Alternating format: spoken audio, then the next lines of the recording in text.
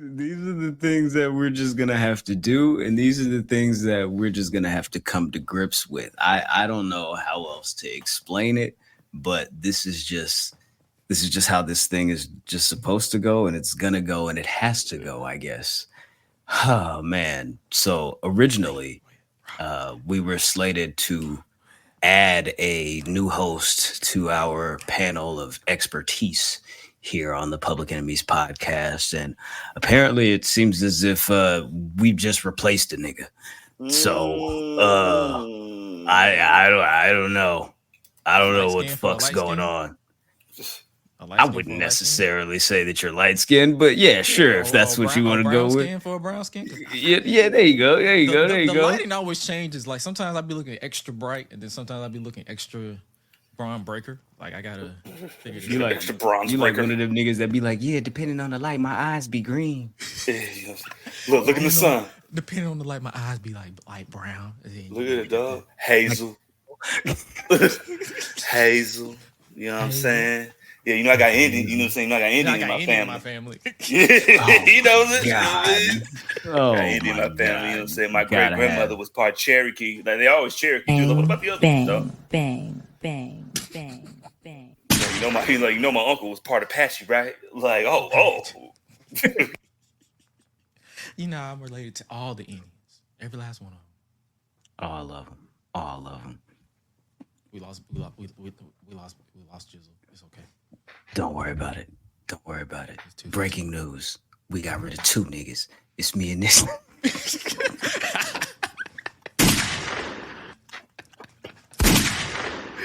They want 4. They don't want 2. That's crazy. Where the rest of the niggas at? That's crazy. Oh, niggas dipped out. I ain't gonna lie, Gresh. Maybe was this like an inside job or something like that? You feel me, like that? Because now it's feeling like, you feel me, like I just, you feel me. What? Oh, okay, never mind. There you go. Never mind. We got 3. We're back with 3. We're back with 3. I'm about to say. I thought you quit. Me? I'm not walking out for Ben. We got new Ben here. Ben with longer hair. Yeah, man. We got long hair Ben here. Like, yo, remember when on Family Guy when they got new Brian after he died? This is new Ben. Gresh's new Brian? New Brian.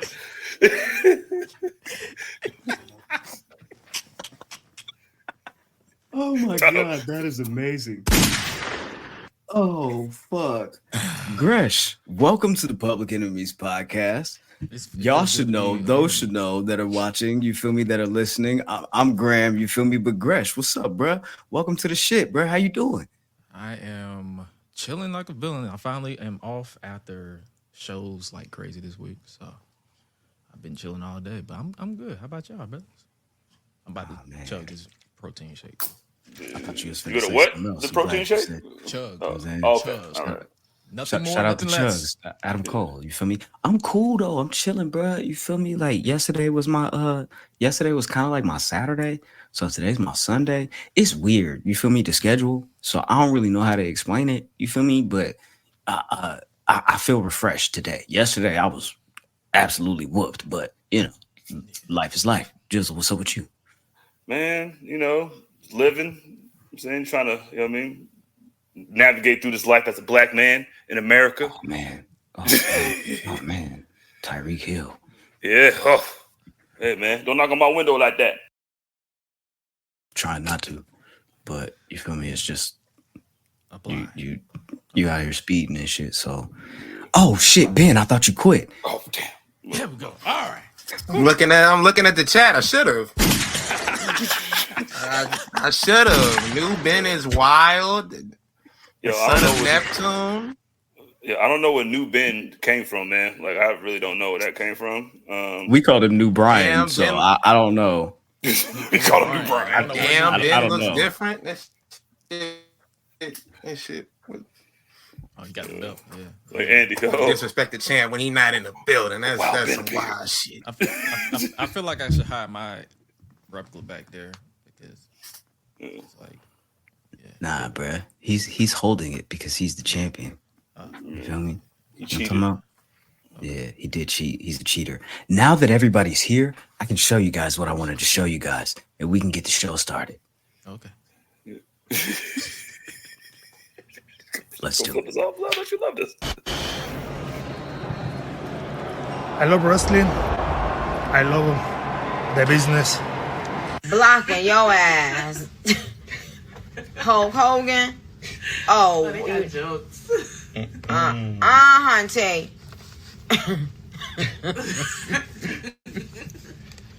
Hulk Hogan.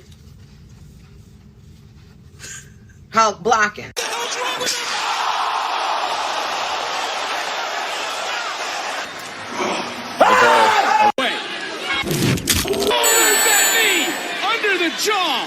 And this former president. This is not your country. This is not your company anymore. You want me next week? Guess what? You're on. What? What? Right now, you can see the face of Willow Nightingale. She is at odds with her. We do not need this. No, we don't. There you go, baby. That's my Michelle. Oh, that is his face. Look at it, Pelican fly. Come on, Pelican. Up high.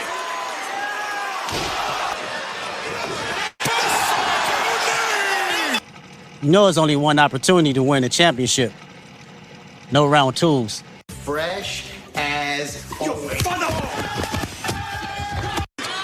money maker. 1, 2, 3. Guys, damn it! Who are you? Nobody. Because if you ain't the bloodline, you ain't anybody. And look at Cruz from behind. Wait. And shoulders are down. And he got him. Cruz got him. Cruz got him. Where is that referee? He was trying to fuck on me. And my all-time favorite is none other than Bill Goldberg. Fuck you niggas. Fuck. If y'all owe you money, you gotta get that shit in blood. If you see me, you better have that fucking switch on you.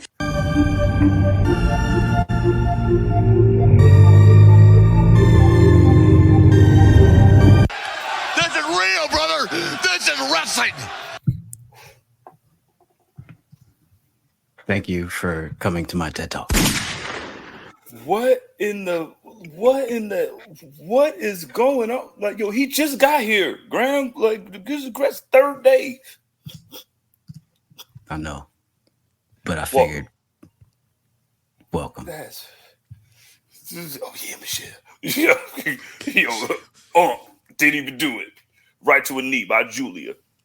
It's just a collection of videos that I found were interesting over the last couple of days or whatever. And I said, you know what? Why don't I just throw these in a quick little start the show highlight reel or something like that?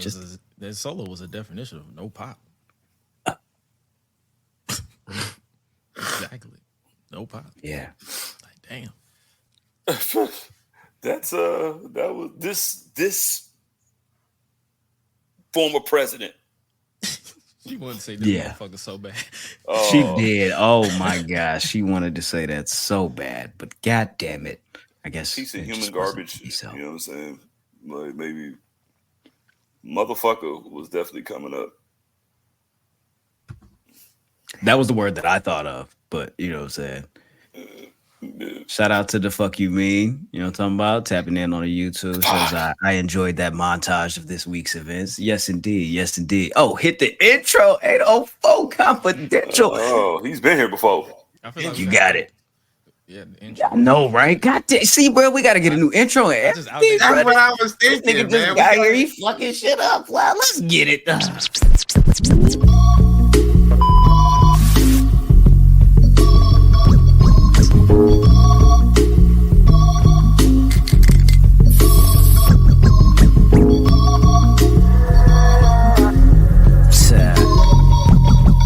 Tell him. I probably send your bitch to give me some chicken. If you ain't knowing, love, listen.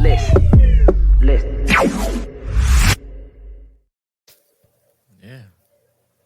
Ladies and gentlemen, people with jobs, people without jobs, middle class, upper class, high class, all that, cats, snakes, chickens, ducks, elderly people and twerkers, we present to you another edition of the Public Enemies Podcast. This is episode 323, I think 322. I don't know. Ben's checking because he's the guy. You feel me? I'm not that guy. You feel me? You know how like the white dude in the video, he's like, you're not that guy. You're not that. He was talking to me. I'm not that guy. You feel me? Anyway, so I go by the name, oh my God, Graham, I'm lying to you. I am that nigga. You feel me? I'm not that guy, but I am that nigga. There's a difference. You feel me? But it is what it is. You feel me? Oh my God, Graham, that's me. I'm here. The Waco kid is in the motherfucking building. You feel me? Big Match Jizzle in the motherfucking building. You feel me? Y'all talking about, you feel me? You dig. Y'all talking about, that's just some West Coast shit. You feel me? I'm just on my ism. You feel me? Y'all talking about, but check me out though. Check me out though. Live and direct, you feel me? I just wanted to let y'all know if you didn't know, you feel me? This just if you was here early, you know, you feel me? But if you just joining us, you feel me? If this is your first time hearing this, you are about to experience something so cold. We would like to welcome Joshua Gresham to the motherfucking podcast. Shout out to Gresh. How you doing, brother? You good? You good? You good? Everything's A1. Welcome. Just A1. Just finished my protein shake. I'm glad you did. Because I ain't want to be slurping. Pause. Oh. Whoa! This guy here, man. See, little baby, Graham, you want to let this nigga in here? Like, bang, you know what I'm saying? bang. But in the first 9 words, he said what? It's gonna be a good tenure here. Oh yeah. Yeah, I have to sound professional nowadays. Like Gresh said, this is definitely something that's been in the works since Wale Mania. Literally. Yeah. This was what was this? It was drunk off libations. We was definitely drunk off libations. You feel me? You had smoking a little bit of something that was twisted. You know what I'm talking about? I had that shit that Tony Khan drinks all the time. That White Claw. Oh yeah. And them Zoa energy drinks. We got them Zoas. Like, remember Cud was just giving them Zoas out? Like, he was just throwing the whole cases at us. We was like, yo, give us, we was hella drunk. Like, yo, give us some fucking energy drinks, nigga. And then he just threw whole cases at us, and we caught them shits. Like, we had to find a way to smother that shit on the plane. Shout out check bags. Like my boy, my boy Dwayne highlight. He literally was like, "Yo, it's like 6 of these in this case. How we gonna get this shit? Give me 3. You take 3. I got a big ass suitcase. My sister got a suitcase. I'll put something in her duffel. Like we gonna get this shit to Atlanta, and we got it. I drunk a couple because it was an early flight. Never doing that shit again. Yeah, shit like this. Hey, you know how we got ours home? We drank them all. Yeah, I was finna say, like, did we bring up? No, we didn't. I didn't bring a single one of them. One of them. There might have been one left for night 2 of WrestleMania that we had. It was let's give this to the driver of the car. I remember that was like the last thing that we had in because like we threw like all the trash like out in the hallway. Oh, yeah, because they wasn't coming to like clean the room or like get the trash out of the. It was just hella shit in the hall, hella little Zoa cans, hella fucking pizza crusts and shit. And yo, we stacked it up too, like a perfect right triangle. It was like right against the wall, like packs of backwoods and shit. Like, yeah, you know what I'm saying? We sprinkled some shit on top of it, man. We threw pillows on it, like, bitch, like, how dare y'all, man? Man, yeah, man. Gresh is on the show, man. Welcome to the esteemed panel. This is going to be like you said. This is going to be a good team. I'm flexing my guns a lot. Listen, for no reason. I haven't been on Twitter in a few days, but I saw a post about Nicki Minaj smoking crack, and 2 of these niggas was up here keying and ha, and I was like, oh, okay, niggas clicking up, got it, bet. See how this is gonna go. Hogan, nigga. East Coast. I was like, East Coast finally getting balanced out on this show, bro. You know it. You saying from Baltimore to the A? That's interesting because it's like, you feel me, like East Coast. Also, you feel me, like both of y'all is like kind of considered the South. You feel me, with Virginia, of course. You feel me, and it's like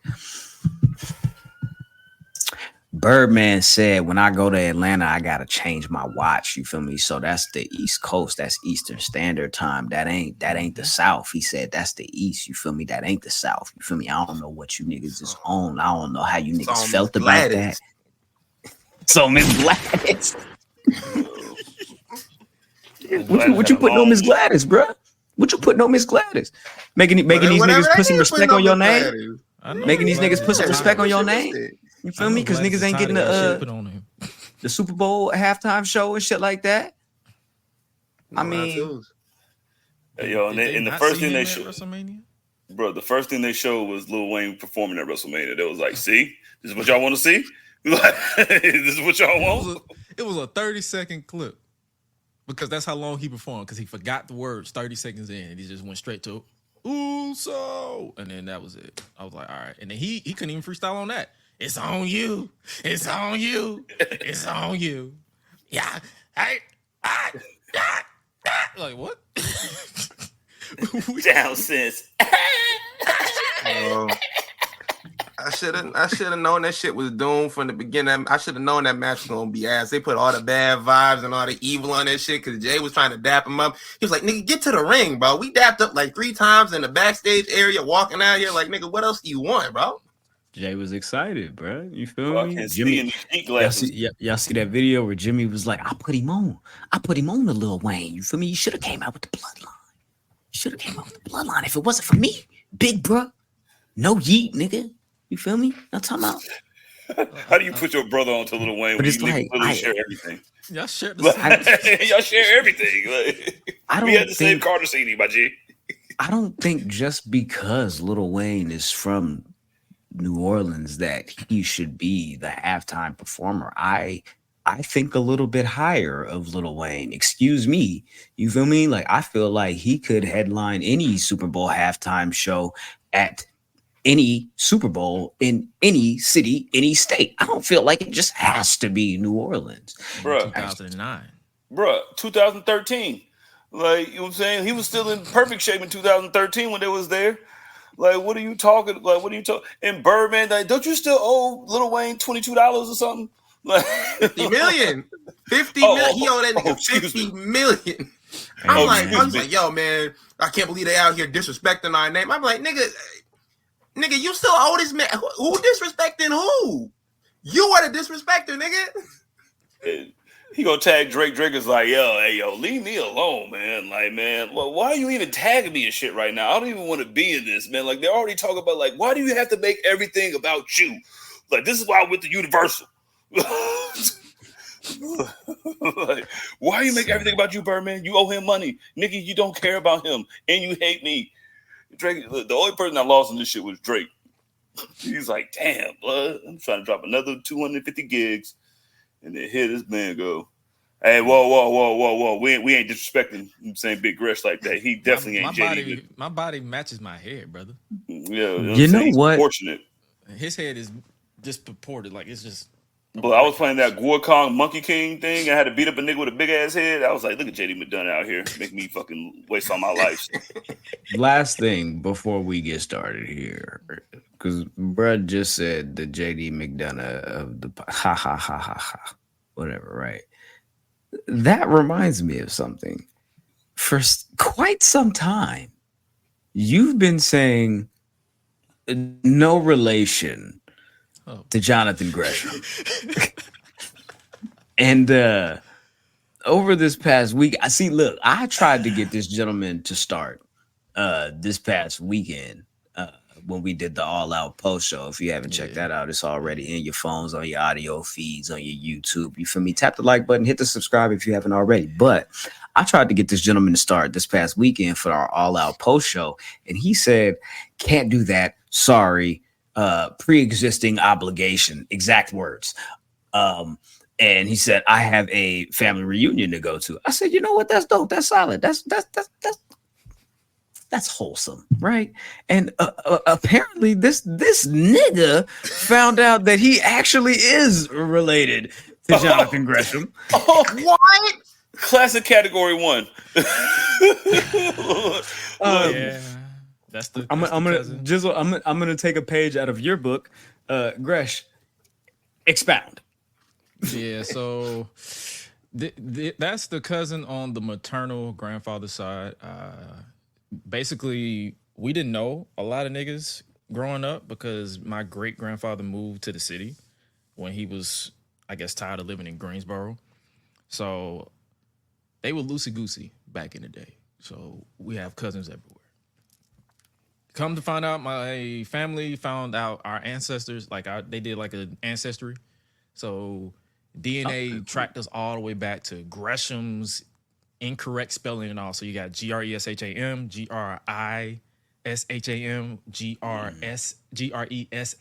Gressshm, but it's all connected. And my sister and oldest cousin said, hey, let's do a family reunion this weekend. I'm like, okay, whatever. I'll show up, meet people. Because my reasoning for it is like, I want to make sure that if I decide to do a Shannon Sharp, I ain't out here mating with my cousin. So, yeah, man. So I'm like, all right, let me see, make sure I ain't related to nobody that I probably made it with. I want to make sure I ain't running to my own Michelle. So went there, and we out there in the circle just chilling. Here comes this short, swole motherfucker through the door. And I'm like, oh, I know that bald head anywhere. So I looked at my sister. I said, hey, he a wrestler. That's Jonathan. Oh, that's Jonathan?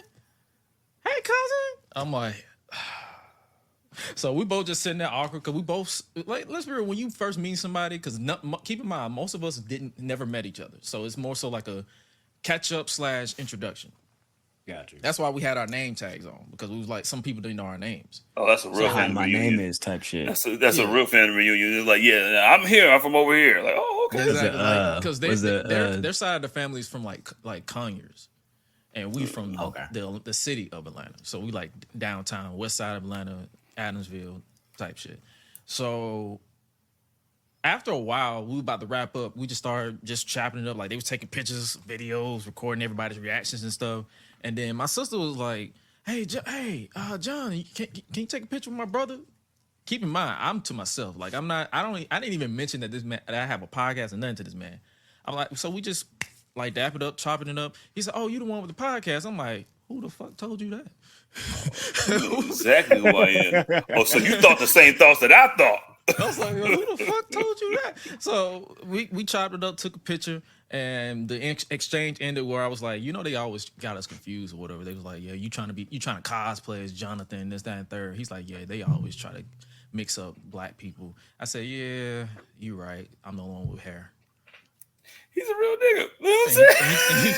And he just bust out laughing. Did he have Jordan Gresham? Nah, he had to literally go. She was probably on assignment with TNA, because he had to literally fly out that same day, that night, to go to TNA. You should have bought the belt. He was literally there for the beginning, and then that was it. But we spent the rest of the weekend in the country, no service. Like, when I put out on Twitter, I was like, yo, just got back on the internet. I legit just got back on the internet. Like, there was no... Oh, you was out there. We was deep in the country. You was out there. As soon as you go past that welcome to Greensboro, you have no service. Oh, yeah. And I was out there for like 10 hours each day. So it was like, we just, and it was fun. Like, that was a fun experience. Like, meeting him, like, he was chill. He was cool, laid back. Like, nothing changes. Like, I tell people this all the time. Like, nothing changes. Like, oh, we're related? Cool. If we see each other, cool. You're not going to see me I'm not on that type beat where you're like, oh, hey, check out my cousin. No. Do your thing, bro. Hey, nigga was in that motherfucker like Tupac and Poetic Justice. That was literally how his pops was when I was sitting there chilling. He was like, cousin, what's up, y'all? I'm like, who you? Oh, I'm John's brother. I'm John's daddy. I'm like, what's up, nigga? Let's bond over this. Let's bond over some ribs. Like, so I put out that tweet where I was like, put that picture, and I'm just reacting to everybody like, oh, this is so cool. I'm like, I literally wanted to reply so bad, like, it's just John. We're like cousins now, so he's like a regular nigga to me now. He's a regular. It's just John.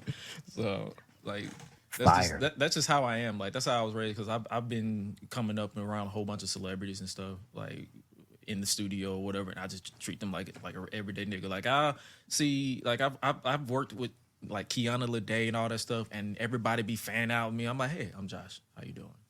Okay, nigga, don't get the name dropping and shit now, nigga. Welcome to the show, but okay. He here, right? Yo, he on the show right now? Like, he on the show now? Can I make fun of him? Like, nigga, like, yes, make fun of me, bro, please. But first off, nigga, like, let me take a page out of, like, you know how Graham took a page out of my book to do. Let me take a page of my own book. First off, tell all your family niggas to come on the show, nigga, right now, nigga. All the niggas to come over here and bring the belt. All right, I need to talk to Jordan, like, and nigga. That's dope. Yo, Southern fucking, yo, that's hella dope. It's like, yo, that's you? Like, yeah, that's you. Swear to God.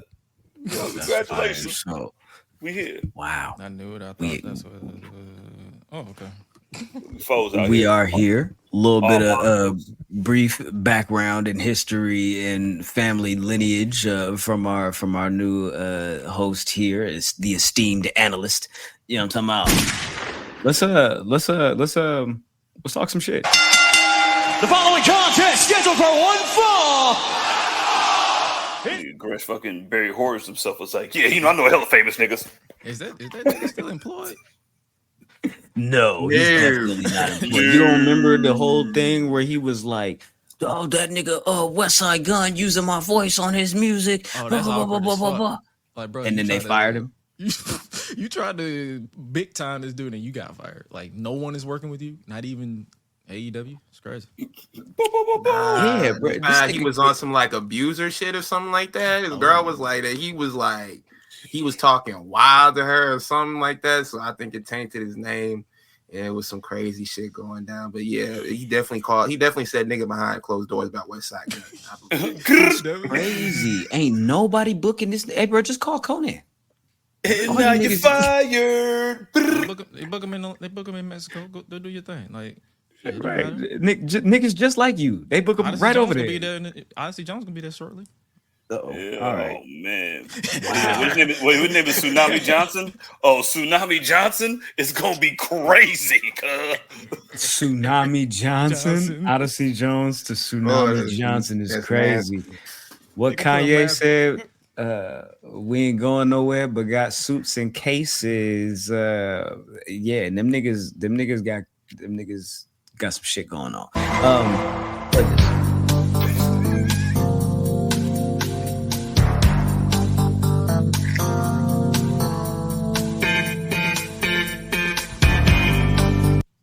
I don't get to play that often. So to start things off here, speaking to them niggas in cases and shit like that, AEW is being sued not only by Kevin Kelly, but the boys, the Tate twins.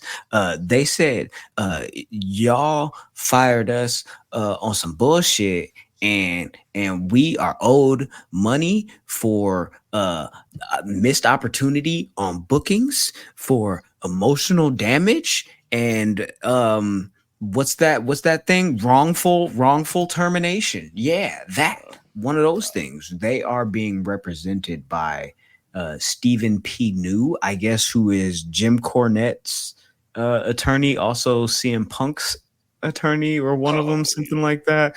And yeah, so he already has an agenda against AEW. So of course a nigga like that is gonna pick up this lawsuit. But Kevin Kelly was released because there was some type of QAnon rumor going on and some issue between him and Ian Riccaboni, which kind of spilled over from some type of Discord conversation. And then when it comes to the Tate twins, they were fired and released from AEW back in April. Well, they were both released on the same day, but this was when they were released due to like missing bookings. And they was like, oh, nah, we ain't missed no bookings like that. Travel got us fucked up. They told us to go to this airport, but this airport is closer to our house. Y'all know our cars is fucked up and broken down, bro. Y'all shouldn't be sending us 300 miles, you feel me, out the way. Y'all should be sending us right here to the airport by the crib. You feel me? Y'all talking about bam. So these niggas is suing them niggas, and they trying to get their ism. You know, Kevin Kelly actually said that he was he was he was distraught and he was taken aback because AEW didn't call him to commentate and to be one of the announcers for Sting's retirement match in March at Revolution. And I'm like, who the fuck are you? They don't love you like that. Like, they don't love you like that. Who do you think you are? Hey, just put the fries in the bag, bro. Yo, man. I want paper, not plastic. Like, Oh, what? hey, not too much on that nigga. Like, yo, man, but y'all say whatever the fuck you want to. I got love for him, but like, bro, what, nigga? I like some of the Lady Gaga stuff. What the fuck does she know about cameras? Like, nigga, what the fuck do you know about Sting? You could know anything in the world about Sting. Who the fuck is Kevin Kelly to cover Sting's retirement match? Wasn't he when in was the you popping? WWF? When Shotgun Saturday Night, nigga? I don't know, nigga. Like, when were He you definitely good? called the Shotgun Saturday. Didn't The Rock throw a shirt over your head and tell you to get out of here, Hermie? Yeah. Like, brother, you was getting called a hermaphrodite. Like, brother, what are we doing? Bro, yo, first off, who is 3T? Remember 3T? Yo, who's Michael Jackson's nephews that's asking for some money too? You're not getting nothing. First off, Top Flight with braids. You're not getting nothing. All right. You got twins, you know what I'm saying? Both of y'all got released on the same day, just like twins. You were born on the same day and got fired on the same day. Ha ha ha. You forgot you niggas was there. Look at that symmetry. Look how the world turns. You know what I mean? Full circle. Jesus Yo, Christ. fucking sue them niggas, Kevin Kelly. Then we got Lisa Bloom of wrestling to represent you. You to get something. Listen, I got $32 for you right now, and he's season tickets to AEW. The Lisa Bloom of Kevin wrestling. have any signature moments? He's literally him getting insulted by The Rock. That's pretty much it. Yeah, the Tate twins was like, yo, because of the bad reputation that y'all threw on us, we haven't been able to get booked by anybody. You know what I mean? Like, niggas just like, do y'all got enough gas to make the show? I don't know. Man, we thought you niggas was Top Flight, man. Get out of here. Hey, bro. Hey, like, yo, outside of like being with Dalton Castle, who the fuck booking y'all for shows like that? Y'all like, yo, man, look, we had an opportunity. We was gonna be on MLW. I'm like, nah, bro, you didn't. You didn't. You didn't. I promise. Yeah, if y'all niggas not doing this with the fans, like, nah, bro, it's not it. It's not it. So called Dalton up there, was like, hey, bro, I ain't gonna make it to the show, man. Walmart's hiring. we got four of you niggas right in the catering right now, dog. They're right next to the butter salmon. yo, man, come over here and do some shit real quick. All right. Speaking of lawsuits, Cody Rhodes, the WWE, and Fanatics are being sued by, I guess, musician Wesley Isoid.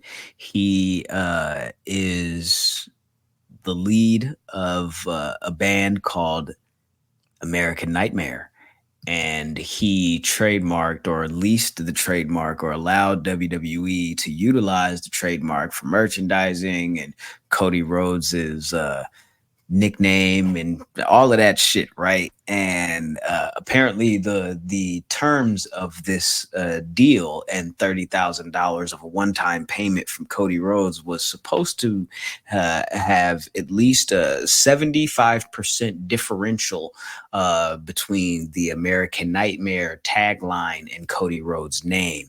Now there have been multiple items of merchandise released without Cody Rhodes' name at all. And just the American Nightmare shit branded, boom, big ass Pharaoh face and shit like that. And he's like, you know what? The marketplace is confused because people don't know if they're buying the American Nightmare merchandise from my band or Cody Rhodes from the WWE. And that's hurtful to my business. That's hurtful. You are a liar, nigga. You are out of line, the WWE, he says, and you guys owe damages and money and for my suffering and this, that, and the third. This nigga is a liar. Who is these niggas? American Liar. Nightmare, man. Dog, I You ever am heard about the him? king of the South. No. All right. It's me, T.I., Trey Young in 2022, and that's it. All right. And Dusty. Can I ain't tell you never guys heard no one American more? Nightmare. Can I tell you guys one more thing about this guy? Oh, please. Please. Back in the day, I guess he wrote a couple of songs with I believe it was like Fallout Boy or something like that. Oh. And they ended up using some of his shit. Didn't credit him. He fell on hard times. He was squatting in that neighborhood that Swerve Strickland's house burned down in Washington. He was a fucking squatter. He had nowhere to live. And he sued these You can't niggas. sit next to the P bench. He sued these niggas, and now he's a fucking millionaire. And he said, you know what? Before I run out of money, you know that trademark that I own? Let me cash in on that. Hey, bro, finesse Patrick Stump. That's crazy. He's So like that's- dude that's that got where we 100 are. million from Diddy in jail. I don't know if it was Fallout Boy. It might be them niggas or like Jimmy Eat World or some one of them niggas with like one of They them the weird ass same names. niggas, blood. Three You talking Doors about all black Down, people are the same. Yeah, Fallout you know what I'm Boy, saying? Jimmy Creed, Eat World. What you all say them this nigga niggas- name is? I gotta get to the Alien bottom Ant of this. I gotta Farm, find you know out what I mean? song this Like- nigga, bro. What is this nigga's Alien name? Ant Farm. Like he probably wrote for all them niggas. Yeah, I believe it's Wesley Isold. Eisold. There you go. Check him out. Check him out. Check him out. Check him out. I'm not gonna lie to you. He's going to win. Like maybe not win, but they're gonna settle. Yeah, he's gonna get him some chicken. Don't even worry about it. You feel me? Maybe I don't know. Quick question. Does PWI give niggas checks, and do PWI give niggas money for being named and deemed the wrestler of the year? Because maybe Cody Rhodes It's an honor, based nigga. off of, you feel me? Maybe Cody could send this nigga another check and be like, shut the fuck up, bro. I'm wrestler of the year, bro. PWI said it themselves. You feel me? I'm number one with a bullet. You feel me? So I just wonder, you feel me? Maybe. But yeah, I just And he wanted know to talk Metro to you guys Boomin. about that real quick. You feel me? Damn, And he I know Metro like Boomin. 3 of the songs. I know 3 of the songs this nigga wrote. See, Damn. look at you. Don't Nigga you want wrote your nigga to get Carpal paid? Tunnel. That's crazy. Carpal Damn, bro. Tunnel? That nigga Carpal wrote that. Tunnel, bro. Like, yo, man, I'm not. That's I'm a not banger. gonna That's your shit. apologize being a. Yeah, it's good. That's good. That's your shit. All right, cool, man. Cody Rhodes is number one with a bullet on PWI's list for the number one wrestler in the fucking world. Opinions. What do you guys think about Cody Rhodes being named the number one wrestler out of everybody? You got it. And then we'll throw it to Gresh since he's the new guy, new Brian and shit like that. Yeah, new Brian. Yeah. Hey, yo, check this out. He earned it. All right. When you have a 2-year fucking story to finish, like I ain't never want to read nothing for 2 years. So when you read something for 2 years, you still stay invested. Like he fucking earned that shit. Like, listen, you can name whoever you want. Like, there's always gonna be the pure hoopers that be like, oh my god, yo, should have been this Japanese wrestler who I only watch. You know what I'm saying? Because I stay up at night and I don't have any friends.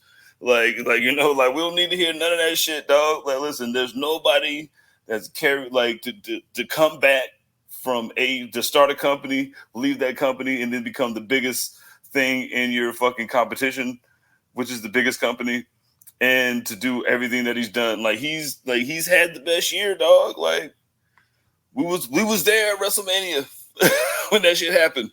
We was all dancing to a song at the end and in the beginning.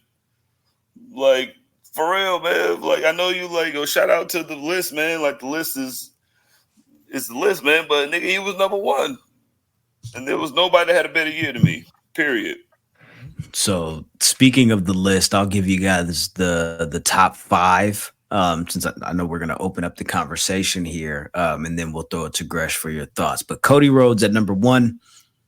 Number 2 was Swerve Strickland. At number 3, Will Ospreay. At number 4, Seth freaking Rollins. And at number 5 is Tetsuya Naito.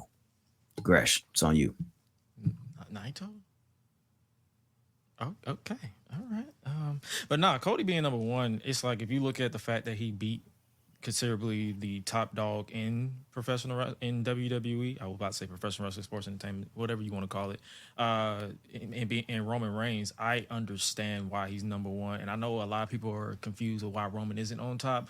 If I looked at the qualifications that PWI put out, they say you have to have a minimum of 6 matches for the calendar year during the I guess you could say the recruitment or the requirements, and Roman cut short with 5, so he was immediately disqualified. It's a similar situation with Brock Lesnar in I think 2018. So CM Punk that's too. the reason, and CM Punk too. So that's the reason why you don't see him. But as far as Cody being the number one, if you look at his track record, story aside, him winning the title, he has quite the resume of matches and that pretty much you can put on the list. Let's say Cody versus AJ Styles in that I Quit match was some of his best work. Like his series of matches with AJ Styles was some of his best work. So it's like him being the top dog, and as far as this list is concerned, makes sense to me. So Benjamin. Okay, y'all made really good points about Cody being the top guy, and I agree with those, but I just want to take a second to discourse about Swerve deserved to be number one, and Swerve, how come he wasn't the number one guy? I'm like, yo, man, I love Swerve's run as the champion. He's had a hell of a year, got Supermax contract and everything like that. That's cool as shit, but I'm like, bro, you put it up against what Cody did, and it's no disrespect to what Swerve did, but like what CJ said, this has been a 2 year in the making. Like Gresh said, he beat the top guy in wrestling. Like, that stands for something. And also, he's been able to have great matches. He's been able to, in turn, even someone like the ones where you didn't think it was going to be that good. Like, I didn't know where they were going to go with the AJ Styles storyline. They turned that into. I didn't know what they were going to do with the Kevin Owens match and everything like that. That was a really good match. I think they'll probably go back to that at some point too, after the whole after the whole solo thing is finished up. But he's made the best out of what he's been given, and also Swerve. I think he came in in the middle, after he got the title off of Samoa Joe, and I felt like there were some start and stop moments in that run as champion where you had fans that were engaged and became disengaged and they came back in, but he definitely deserves that number 2 spot. And there's no shame in getting the number 2 spot. There's none at all.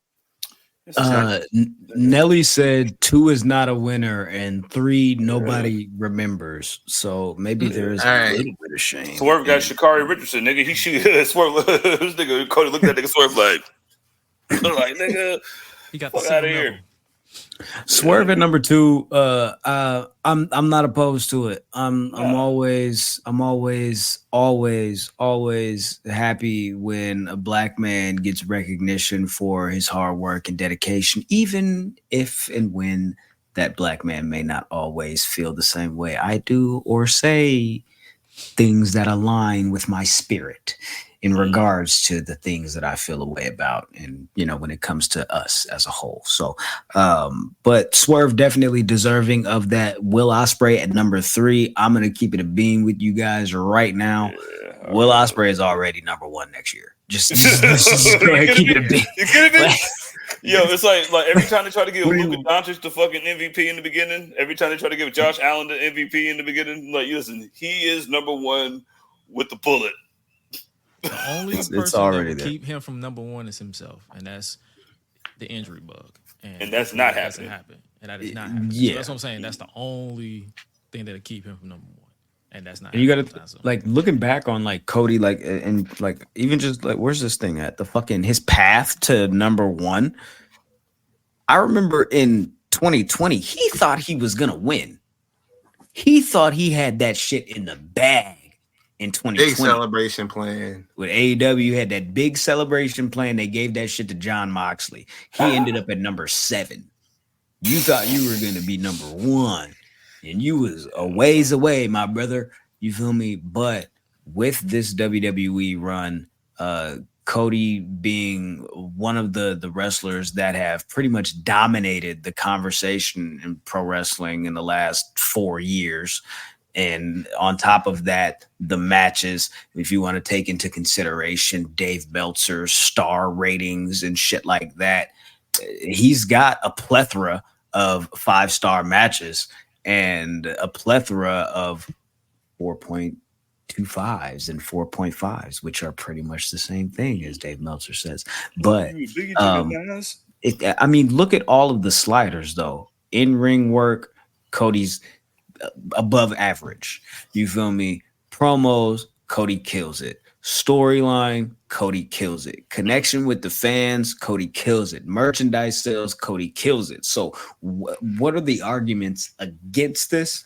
I don't know. I don't care. I haven't seen much discourse about, Cody being at number one and somebody being, okay, cool.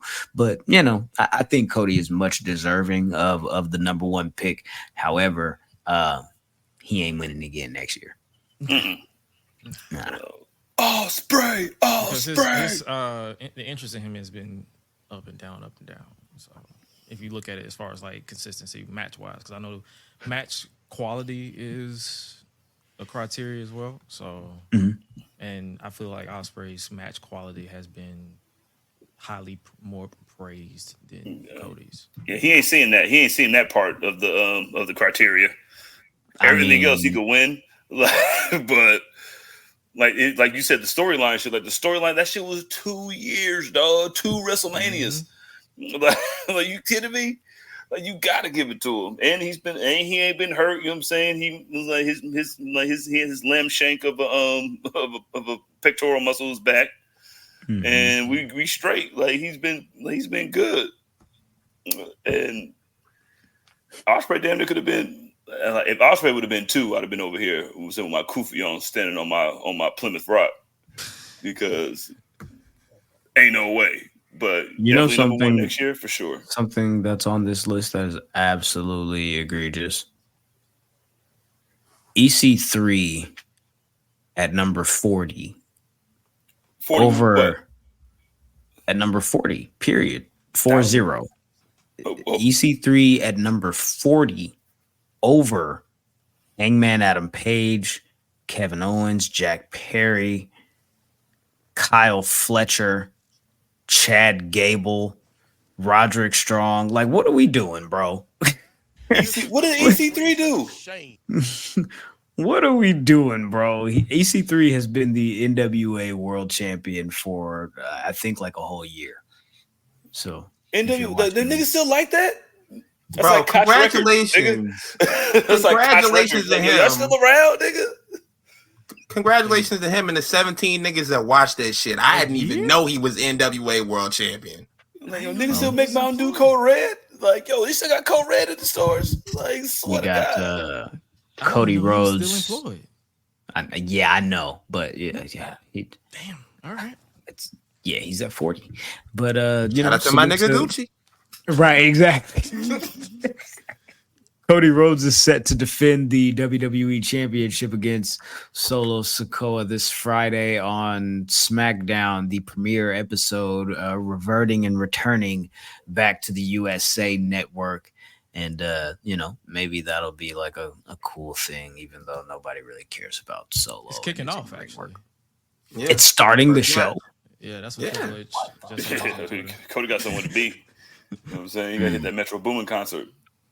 Nah, niggas already like speculating. They're like, is the final boss? I'm like, it's Jimmy Uso, so shut the fuck up. That's what you're going to get in the beginning of that Zilla match. is coming out right now. Like his Zilla.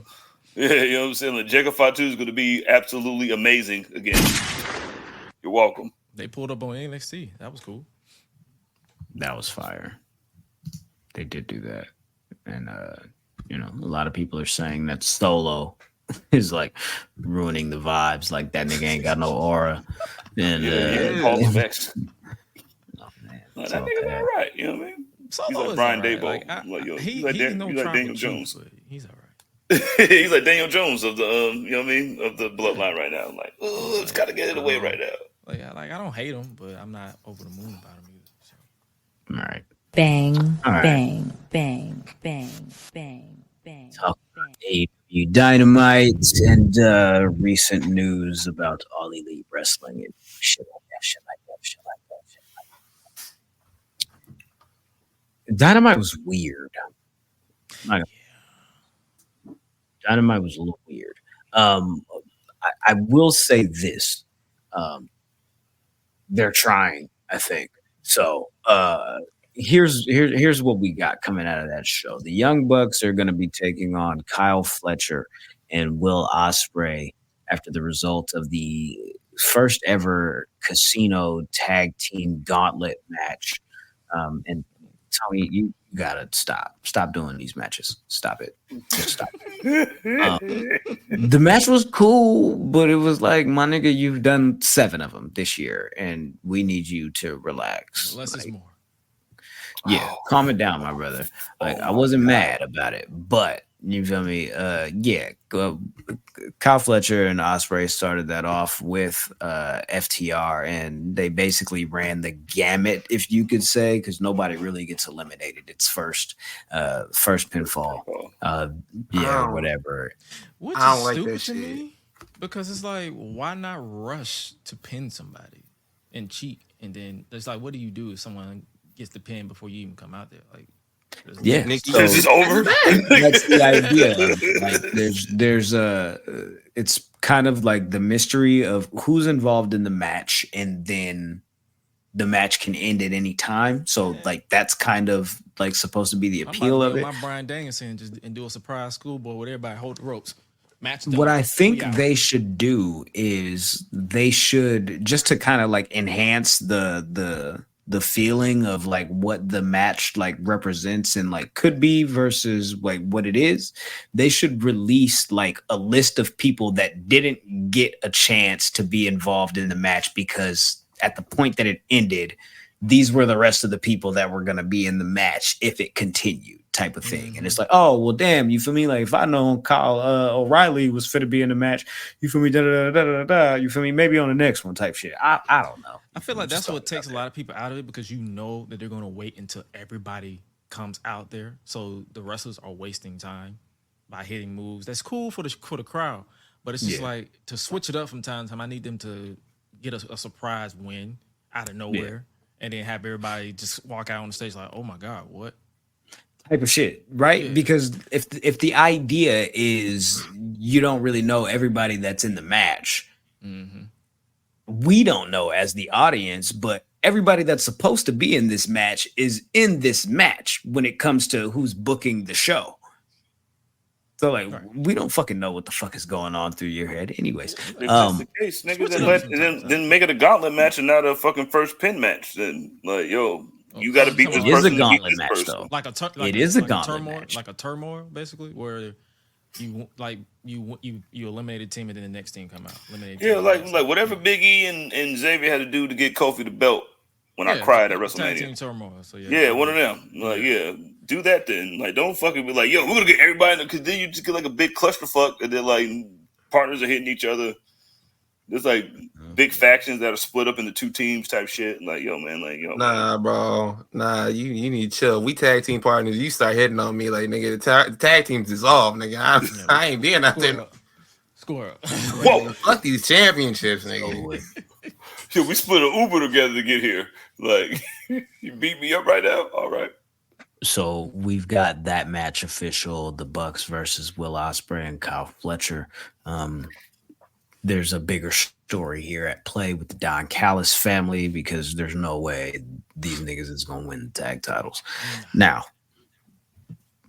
the what's the word? The overarching theme of overarching,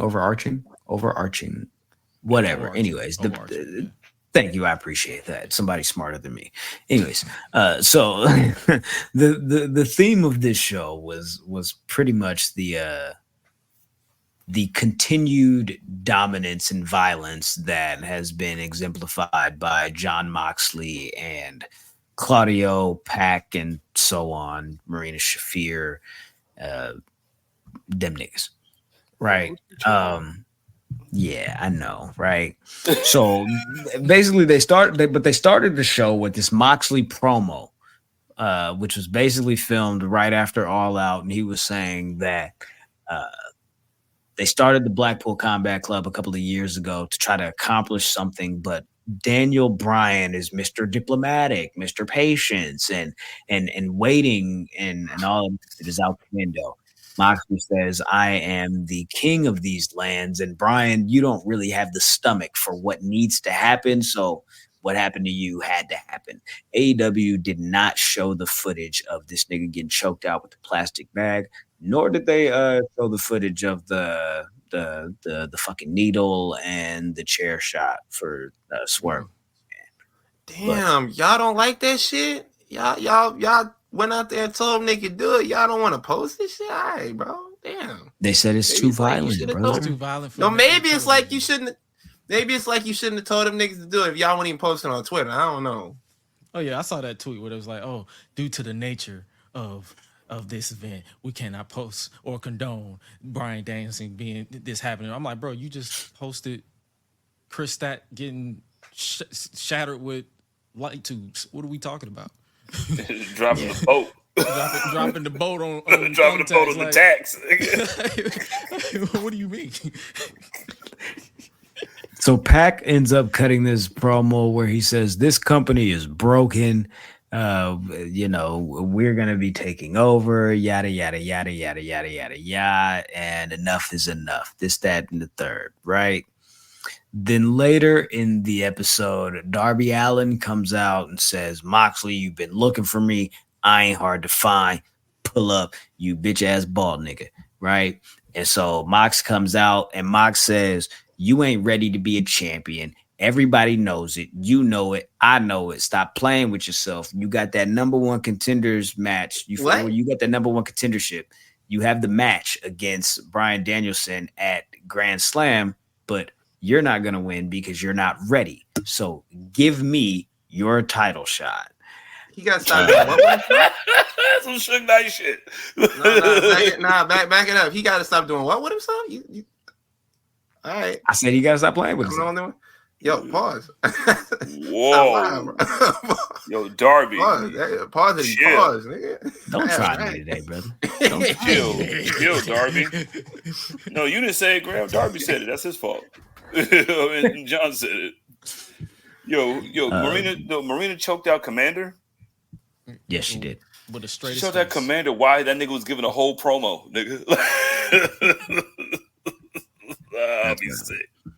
Vin in the chat says, why did Darby give up his title shot? Bryan is still wrestling Nightle on the next event. We'll get to that. So what happened here is it feels, I don't know. It's like a he baited him in type of thing. And Darby is like, if you got a problem with me having a match for the title, do something about it. And then Mox is like, I bet, put your title shot on the line and fight me that same night you were supposed to fight Bryan Danielson. Excuse me, my bad. Anyways, that nigga with the vegan shit, you were supposed to fight that nigga. He got the belt. Fight me instead. You feel me? I think that'd be better because you're not ready, and I'm trying to fight that nigga because I already dog walked him, right? And so Darby says, I bet. Back to what Vin said. Does this make any sense to you guys? Gresh, why the fuck did Darby give this nigga his title shot? I wrote it off pretty much as Darby being a continued idiot who thinks with his heart and not his brain. Like he just goes out, he just says he's the type of guy that gives me fuck it, let's do it. Like you see how he wrestles.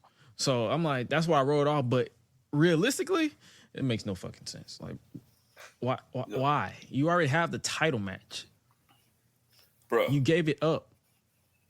Well, you're putting it on the line. What are you, the Dolph Ziggler of AEW? Bro, like you're right, Gresh. Like he doesn't think like a motherfucker that just like he's just about whatever. He thinks like a nigga that got hit by a bus recently. Like you are thinking like a nigga that got hit by a bus. Like no. He was like, I want your title shot then. No. Like, nigga, no. I won this battle royal with a whole bunch of the niggas. I'm surprised you wasn't in it, but you probably was on sabbatical. He dropped the "you drinking again" line. I'm like, are you? So Darby, you just made the decision. Are you the one drinking? Nah, nigga took whatever was in that syringe that Swerve had. He emptied it before that, nigga. He was like, "Yo, man, let me see what this shit hitting on, nigga." Like, put the shit on my ice cream, nigga. What the fuck is this? Like that whole bar just reversed on you because it's like, bro, logically, you should have said no.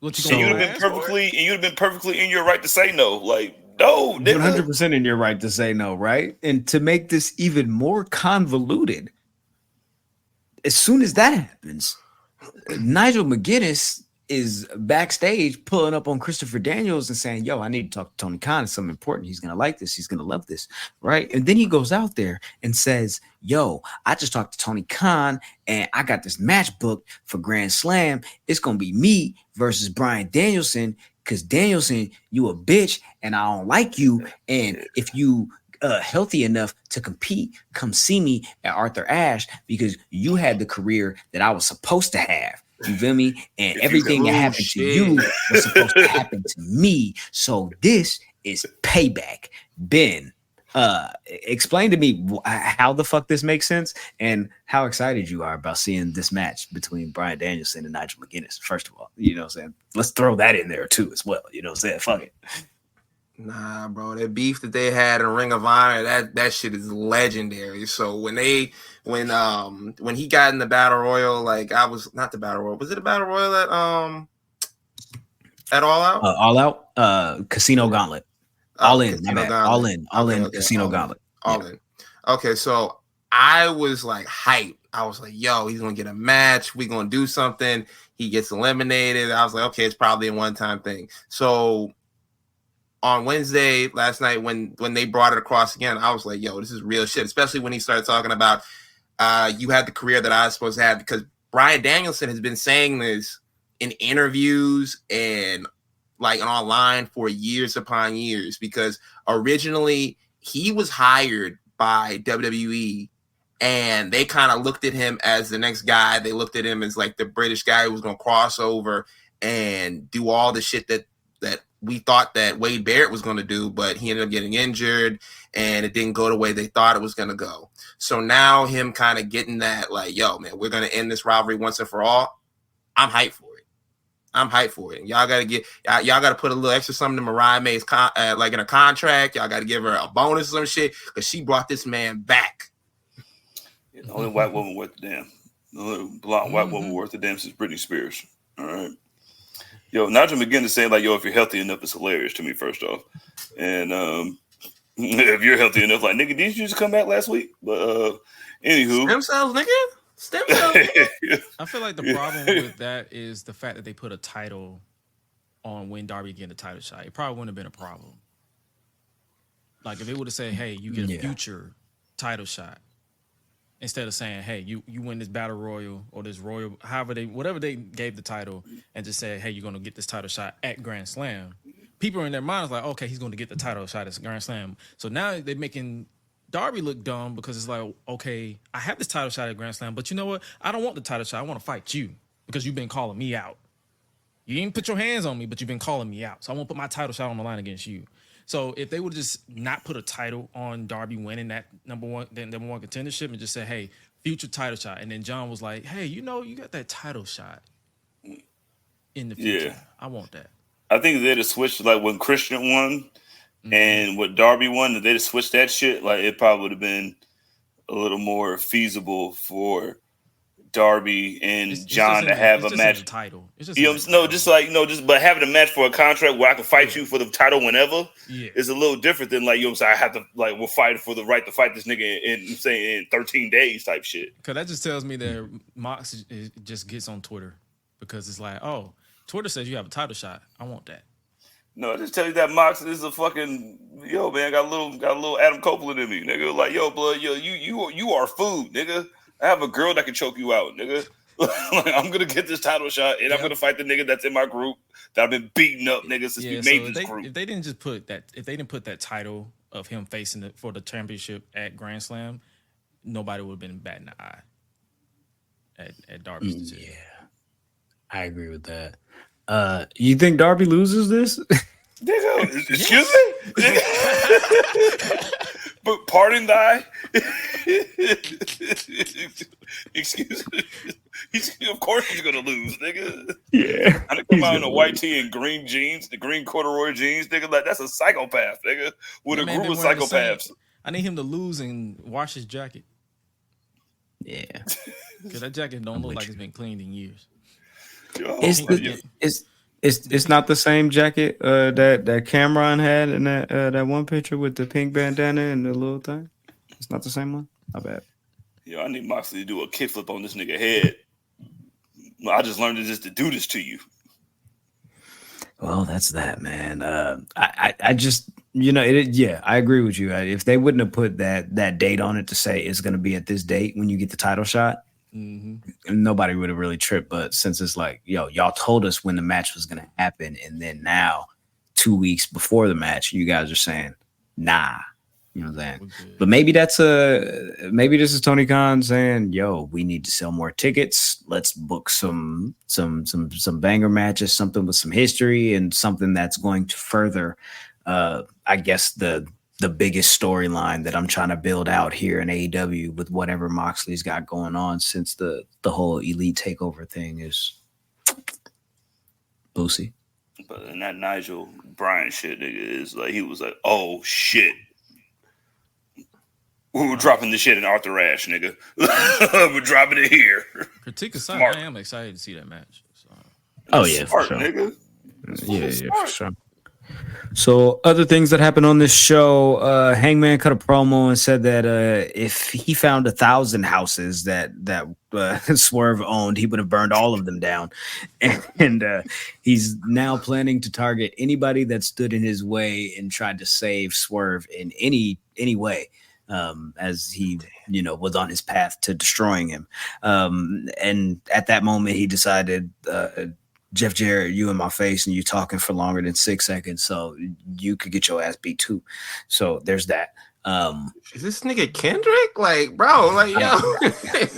Listen, bro. Jeff Jarrett got a weird case. Why are you around? Hot take. I don't know if this is a hot take. I don't know how much longer Jeff Jarrett got.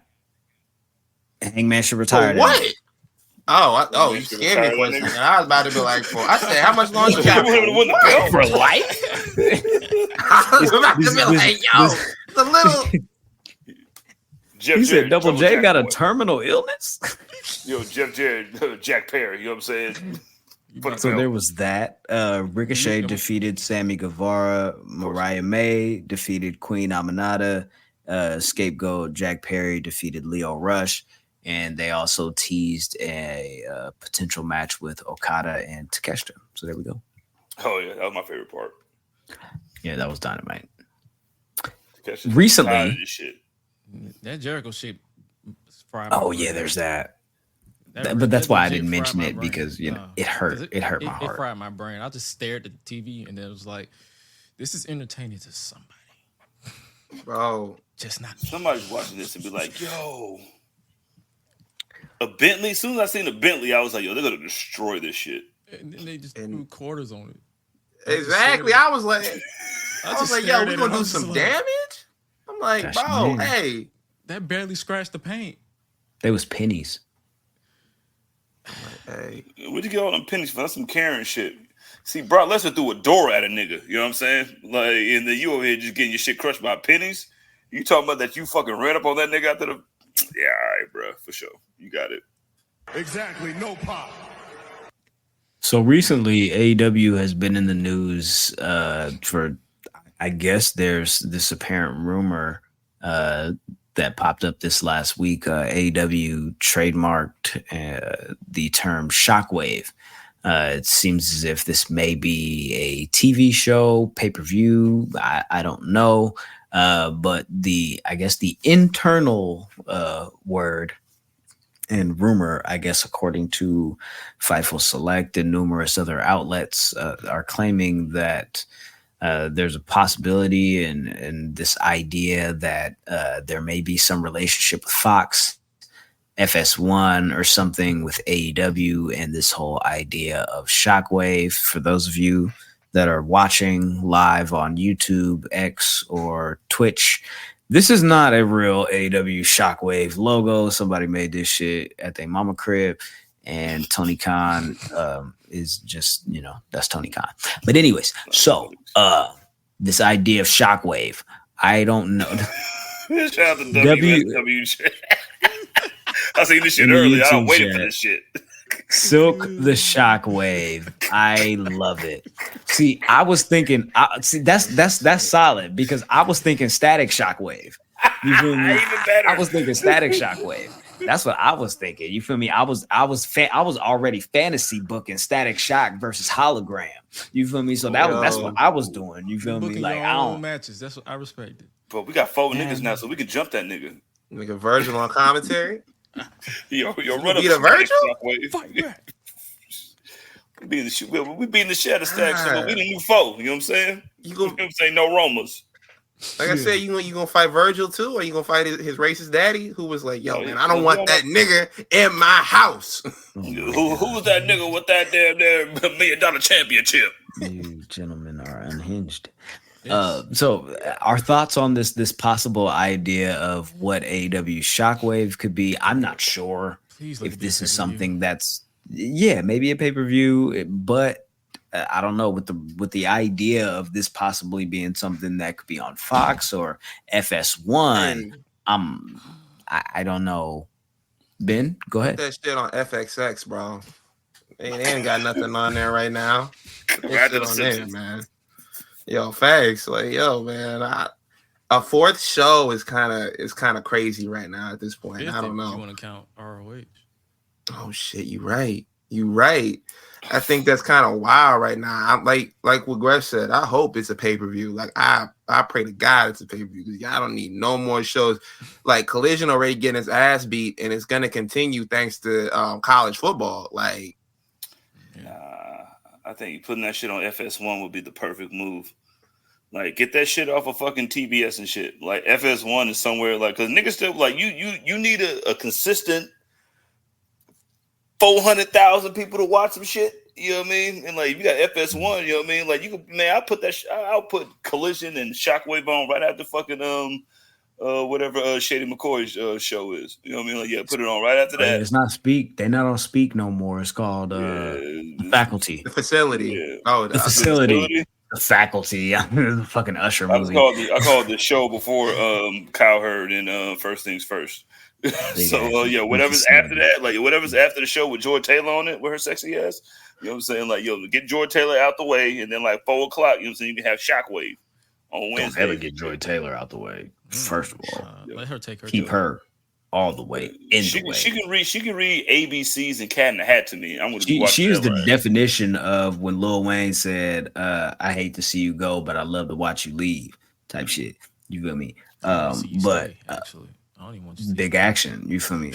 According to Andrew Zarian, this next AEW rights deal may include terminology or opportunity for AEW to not be exclusive to one network. So, with that said, that opens the possibility for them to do something like this, as to make a partnership with Fox or FS1 or whatever the network under the Fox umbrella might be, and still keep that relationship with the WBD. And wasn't there something that got shot down by the I don't know, the fucking entity that blocks niggas from doing shit? Because WBD, they was trying to do like a whole new streaming network with like HBO, Hulu, and like Fox. Yeah, it was Venue. I think it was called Venue. It was supposed to be WBD, Fox, and one other something. Is it HBO? But that's HBO. That's WBD. Niggas coming together as a fucking joining forces. So there's that idea. There's also the rumor that people were saying like maybe this would be something like that's a seasonal show, and not like a weekly show. Maybe this is something that would be on Tubi, and I'm just like, I don't know. Dave Lavender said that shit. You know what I'm saying? I don't know, man. Shock to your system. I think WWE owns that, so that's not going to happen. I like the idea, but not shock to your system. If this is something that they go forward with and create a new weekly show or a seasonal show, cool. I think that's dope. However, I think they got to scale back in other areas. Like, do we really need Rampage? If that's the case, you feel me? Maybe that can go to the wayside, and we make room for something else and kind of build something on a completely different platform that has a different audience. Or I don't know. Yeah, I kind of keep that before I get rid of Collision first, because I'm like, bro, ain't that What? That's Rampage too, nigga. Rampage gets worse ratings than Collision. I'll tell you that now. Well, give it both of them then. Oh nigga. shit, I don't watch neither one. My bad. I know you don't, but I don't either, really. But when I do, and the things that I know about it, see, there you go. YouTube highlights, the quick little top moments of the show, not even each clip. Nope. Kind of sharp in the middle. It depends on if I'm interested in that character or not. I'll be like, oh, I'm gonna click on this and see what they cooking. But, shock page Legion is what it should be. Like, put it all together. If you're fucking gonna do something, like, you need to choose one show, nigga. Like, you got two shows that you can't even fucking like them two, like Collision and Rampage, like two dogs that just escape in the fucking in the neighborhood. You're like, oh shit, these niggas got out again. Like, you don't even know what's going on with this shit. If you're gonna fucking patent some shit, nigga, and then like put all your resources and time into the second show, which is fucking either Shockwave or Shockwave, because this is what we're talking about right now. No, that's why I say it should be a pay-per-view, because it's like you can just build it to a pay-per-view, because you barely got these shows that you have right now under control to where people are consistently watching it. I don't know if it's a booking or a character interest or whatever the case may be. I'm not finna let any try to say something out of pocket with somebody come from my neck, but it's just like you have to literally sit back and be like, okay, is adding a fifth show technically worth the investment? Because, like I said, a lot of people don't watch ROH. It's behind the paywall.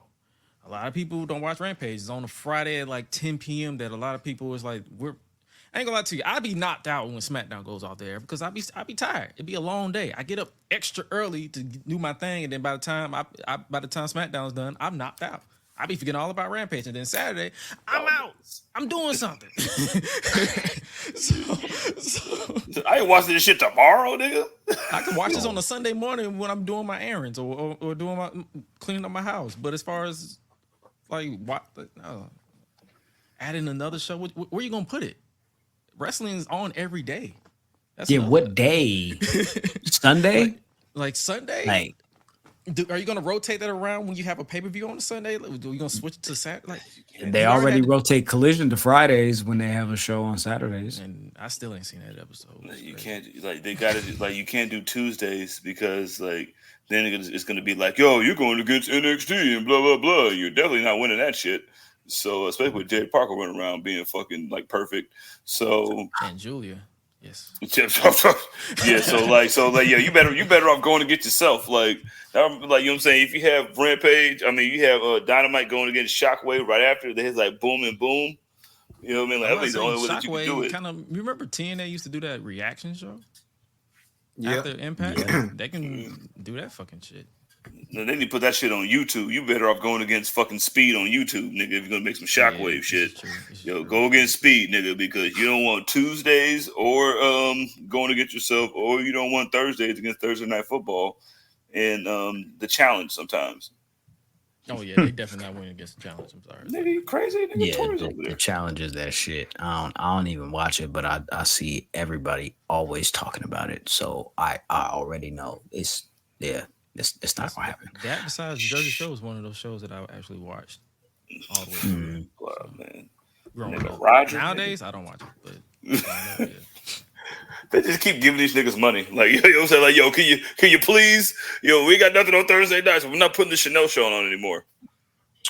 So the WWE is apparently planning on bringing back Saturday night's main event sometime soon here. Oh, great, another Saturday show. There's I know, right? So there's a rumor here that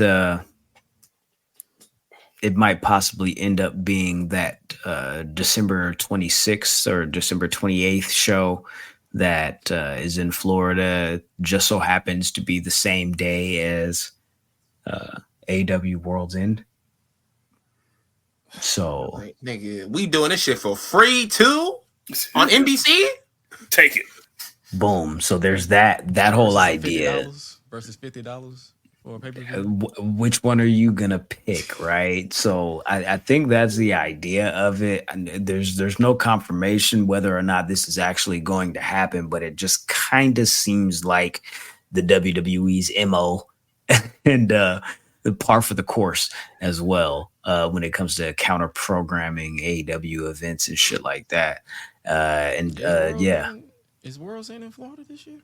It is. It's one of them is in. I think both of them might be in Orlando. I'm not particularly sure, but they're not too far from each other. It's like a hop, skip, and a jump for real. So there's this idea that they're bringing back Saturday night's main event, and as been mentioned for free on NBC. This is a part of WWE's new deal when they brought SmackDown back over to USA. And the NBC Universal umbrella, they're going to do 4 annual Saturday night's main event shows. So this is number 1. Keeping it annual is perfect. That's perfect. No, just say excuse me. I apologize. Not annual, quarterly. My bad. Quarterly. We said they should do that for the. They should do that for the Madison Square Garden shows too, like the live shows that they be doing. They should do that for those too. Make those locations line up. I don't know. Cena's last match? Not on Saturday night main event. You got to remind, but Saturday night's main event. Cena's last match. Madison Square Garden. NBC. What? Who says no? Chris Collinsworth. Look, I was gonna say have Chris Collinsworth fucking just like now. Here's a wrestler named Roman Reigns. That is fucking genius, yo. The whole shit, that shit at Madison Square Garden because they used to have the Then they used to have like the little Saturday night, like what was the Shotgun Saturday night? You used to have that shit like at like one place and shit. Like having that shit at the Garden. Pretty much fucking anywhere, nigga. They got an escalator. We finna do it. Yo, Paul. Yeah, for sure. Tombstone on the escalator was crazy. Yeah, go get Lexus King to take this fucking Tombstone spot. I ain't gonna lie to you. That Tombstone on the escalator is the only thing I remember about Shotgun Saturday Night. I'm not even gonna lie to you. No, why? That was the only thing that ever happened on Shotgun Saturday Night. I remember Terry Runnels flashing somebody. Nigga, I mean, I feel like she did that like 7 times. Yeah, she did. But it was like they had a whole tournament called the Terry Invitational Tournament that was called Tit. The Jeff Hardy one. Of course you did. Yeah. But it was a Hardys versus Edge and Christian. The winner was going to get her managerial services. The way that they hyped that up as the first meeting without mentioning that is hilarious. They don't even mention the Terry part. They just say, yeah, that's the first ladder match between Edge and Christian. And the Hardys. That's it. Yo, that shit. Yo, they're doing that Saturday night main event shit in the fucking Garden only. If it's quarterly, because that's some quarterly shit. That'd be fire. That'd be fire. I like that shit. Let's talk about other changes to the WWE. Gresh, you've already spoken on this this past week on your show, Gresh Unleashed. Make sure you guys are checking that out every Tuesday, live and direct, 9:45 p.m. Eastern Standard Tuesday. Time. Pipsy said I gotta check my watch. But yeah, so the WWE is moving Raw to 2 hours come October the 7th. And it will remain at 2 hours through the end of the USA deal, and they move back to Netflix. So we've got a 2-hour Monday Night Raw coming your way for the final quarter of 2024. What are our thoughts? How do we feel? It looks like everybody here is fairly excited. But yeah, I pray for times like this. I pray for times like this. Like, yo, The money. yo, facts. But like, yo, now you can watch you can watch 2 hours of Monday Night Raw, and then you can watch the last hour of Monday Night Football uninterrupted. You're not switching back and forth. I love this shit. Because I remember when they switched to 3 hours, and I was like, yo, man, for the first like month, I was hyped. I was like, yo, this means more wrestling. And this is when you only had WWE and TNA on. After like a year of it, I was like, let's get rid of this shit, bro. I was wrong. Oh my god! And it's like I like the argument that I see online where they was like, "What about the talent? Are they going to be used? They're barely using them now. When you think, nigga, 3 hours, you see the same people across multiple segments. So what is the argument here? You don't see your Tegan Knoxes. You don't see none of these people that have been drafted to Raw. You barely see them in the transition segments. So it's like 2 hours is not gonna make or break anything. Yeah, like 2 hours. Like, when are they gonna find time for Tsunami Johnson? Tsunami Johnson III is not gonna be able to get on. Was that the name? Was that his name? Yeah, that's his name. That's his AEW Shockwave name. His AEW Shockwave name. Y'all not trying to see Karrion Kross versus The Miz? Y'all that don't pique y'all interest? That nobody? No. Karrion Kross versus the Supercut barber. I need Karrion Kross versus catering. Speaking of which, they just announced The Miz and Miz TV for Chicago, Illinois, the debut of NXT on the CW. Throwing that out. Nigga, why? Why? They're gonna have Coop on there. You know what I'm saying? Wait till Coop pop up. Coop gonna pop up with Spencer. Coop and Spencer. Yeah, beat that nigga ass. What's that, brother? Why? What? Boo! Where's CM Punk? What's the purpose? Boo that man. Where's G Herbo at? That's just adding to the ism, right? Where's G Herbo at? Just give me more Jada Parker and we're fine. Right. She dropped some heat today, boy. She needed a third hour. Now take that third hour from Raw, put it on NXT for Jada Parker. Just have her right there. That's it, Jake. What is Tua doing? My partner just texted me and said Tua playing for the Bills. Oh my god, Lord. Yo, Matt Milano's not even good. That's why my eyes keep looking to the left because I'm paying attention and it's pissing me off. But hey, yo, Gresh, if I started, nigga, don't text me that shit, nigga. I forgot what time it was. I'm gonna cuss you out in the chat, nigga. I'm gonna walk you to the chat thoroughly. But I mean, yo, Raw at 2 hours. This is look. Everybody's been waiting for this, assuming or hoping that one day that this would happen, right? And we've got it for at least 3 months. Do I have a little scoopsy here in regards to that? Damn, he threw 2 interceptions already. Nigga, it's 5:50. What? This nigga, 2 seconds. Oh, they was right on first things first. These niggas are break dancers, man. Oh no. Matter of fact, I'm kind of glad I put you as my backup quarterback. You pissing me off. All right, so this is what I've got as far as Raw being 2 hours. Y'all already know with the idea of them moving to Netflix. Why would Netflix want to?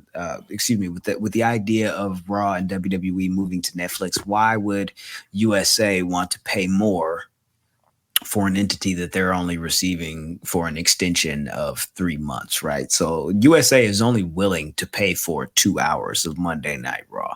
This is kind of up in the air, right? It may or may not be reverting back to 3 hours come the time for the switch to Netflix, January 6th, I believe. But there is an idea that they could possibly be a little bit more flexible with the timing of the show. So 2 hours, 3 hours, maybe 2.5 hours, maybe depending on what it calls for. Who knows, right?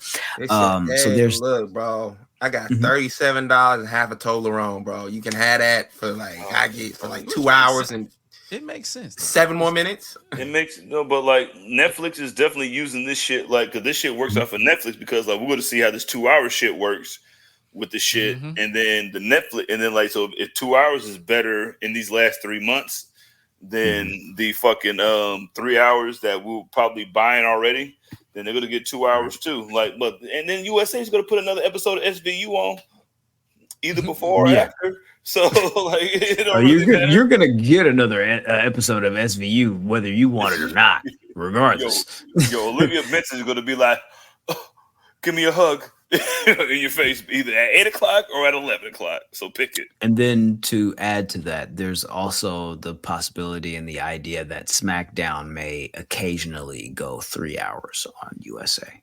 Oh, you mean the show with Cody Rhodes and Roman Reigns? Like, say what? I'll pay 3 hours for those niggas. An hour of Bloodline and an hour of the American Nightmare.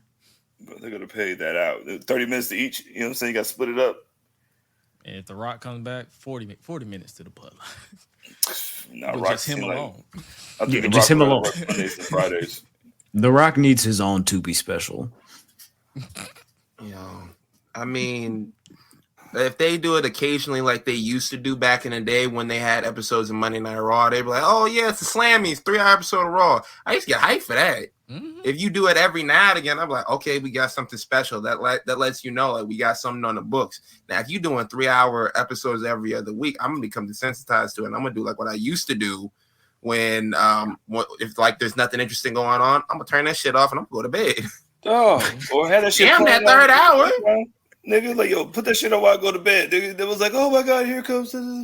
I'll fall asleep and then wake up, turn the TV off, and then I'll check Twitter. Like, oh, nothing happened. Bet. Like, nigga, I'm not gonna lie to you. I don't give a fuck about what Mason Ryan got going on right now. Mason Ryan, that's a throwback. Turning this shit off, nigga. Into the vault. I didn't get no fuck about no Mason Ryan, nigga. That's like asking for the nigga that saying, I like that. I like that. Fake ass Batista. That's for Mason Ryan, nigga. I remember when he made his debut and niggas was like, is that Batista? No, that's not actually. That is not Batista. That is actually the opposite of Batista. Comparing Mason Ryan to Houston is hilarious because that dug his own eyeball out. Why not compare Houston to Chingy? You know what I'm saying? Like both of you niggas and y'all was both on the same song, nigga. You put him on the song, nigga. Why wouldn't I say, nigga, is that you, nigga? Just like when I seen the picture of Jonathan Gresham and Joshua Gresham, I was like, nigga, is that you, nigga? Oh, one of y'all niggas is bald. Never mind, my bad. Okay. So Houston was new Chingy? Yo, shout out to new Chingy. Houston was for sure new Chingy, just like this nigga is new Brian. With an eye patch. He ain't got no eye no more.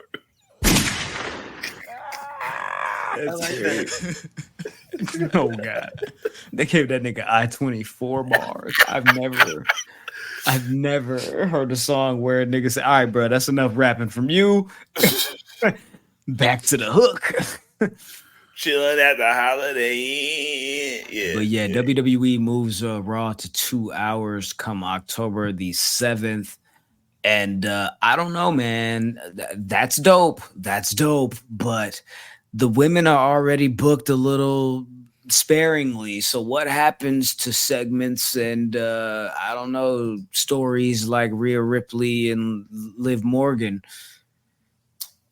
Like, does their time get truncated, or do we just take time away from like Pure Fusion Collective and they're no longer definitely PFC is getting their fucking budget cut. You know what I'm saying? Okay, my bad. The stunt line is getting their shit.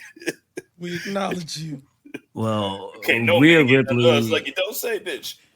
Rhea Ripley got her ass beat.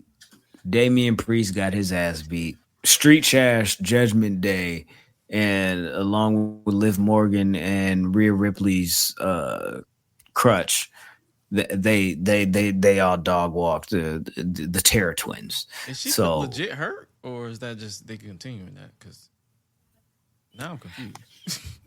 Maybe this is storyline, you know. If Rhea Ripley is clear to compete, like Bryan Danielson at Grand Slam, we'll get this match between Rhea Ripley and Liv Morgan as we are on our way to WWE Bad Blood for the WWE Women's championship, women's world championship. Excuse me, Nia Jax. I apologize. Please sit on my face. Now,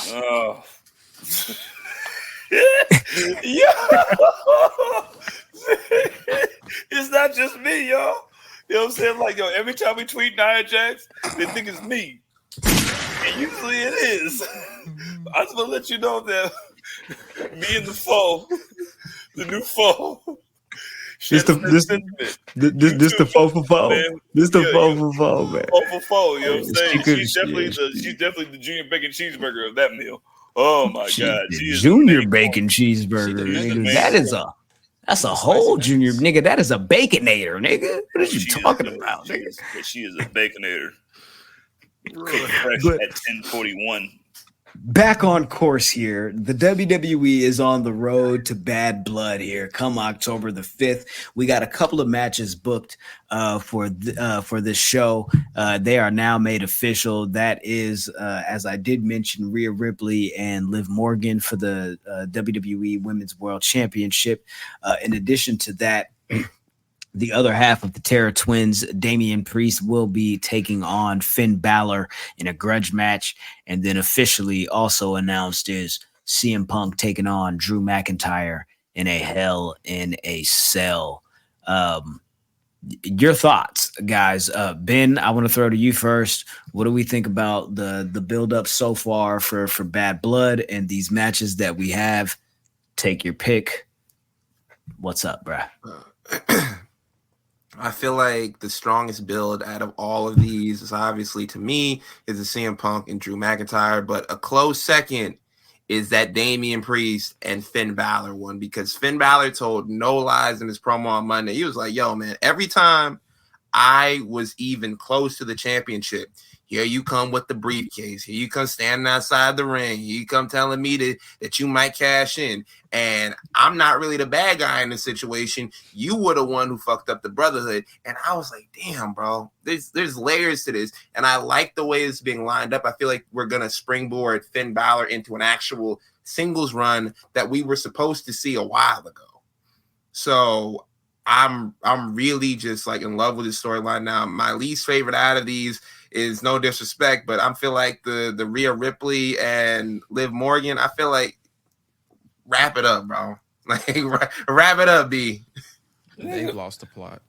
You would wrap up the shit about with the dashly Puerto Rican and the demon, but not the two bad bitches, huh? Okay, for sure. You know what I'm saying? That sounds good to me. This shit has lost so much steam to me. Like, I was like, okay, like at Bash in Berlin, I was like, yo, man, there's only one way that you get like one more match out of this. There's no way this goes to WrestleMania, because I saw people were like, yo, this could realistically go to WrestleMania. I'm like, no, it realistically can't, nigga. Like, we don't have the same definition of realistically, because I'm not trying to watch this shit for the next like 6 or 7 months, bro. Hey Ben, let me take a page out of Graham's book. Yo, how much steam was in that coffee for Finn versus Damian? A lot. They haven't had a one-on-one match. Did you want to see a one-on-one match? Huh? How much one-on-one match did you want to see? I could watch Liv and Rhea fight all day. You can watch that, and I hope you have fun watching it. I don't want to see you it. You can watch Riv and Leah.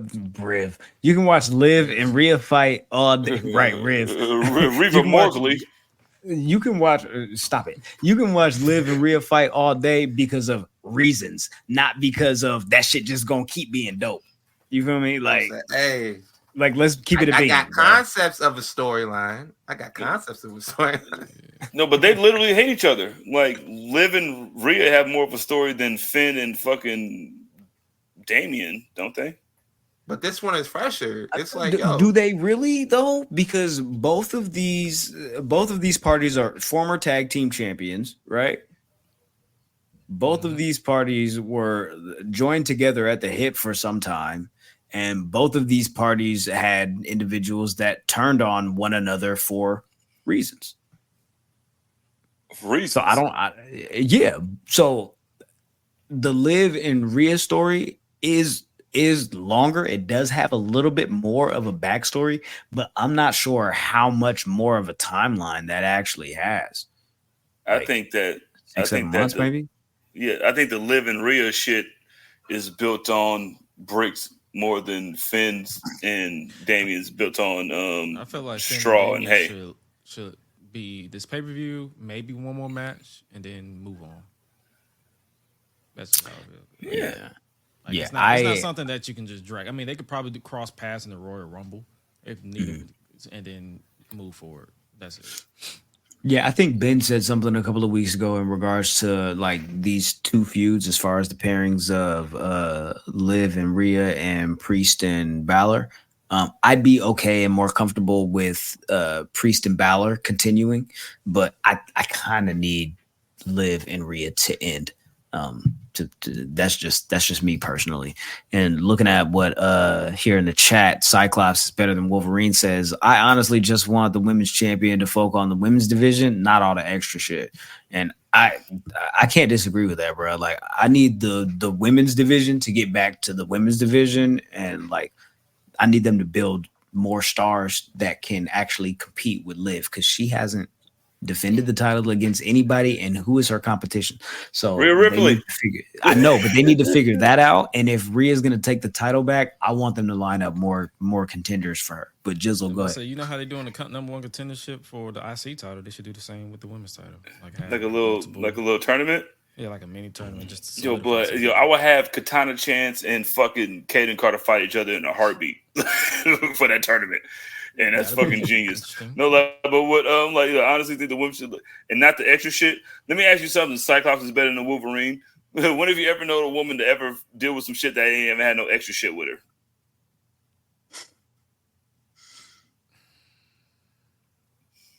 Moment of silence. That's what I'm talking about. You know what I'm saying? On Miss Gladys. Brent said he want the bird lady. No. I'm trying to make sure I didn't comment because I'm trying to make sure my Michelle is not mad at me. Yo, Zelina Vega should have that belt.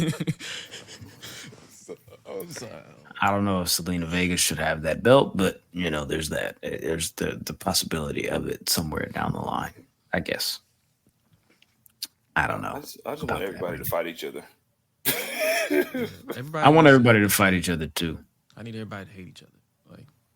Like literally, just hate everybody. Speaking of everybody hating each other, right? Let's just throw some hating shit out there, right? And Jizzle, I'm going to throw to you first, and we can open up the conversation. What did you think about this hating ass shit that Gunther said as far as Bill Goldberg being his favorite pro wrestler and Bret Hart being his second pro wrestler, as we lead to whenever this match is going to happen for the World Heavyweight Championship with Gunther and Sami Zayn?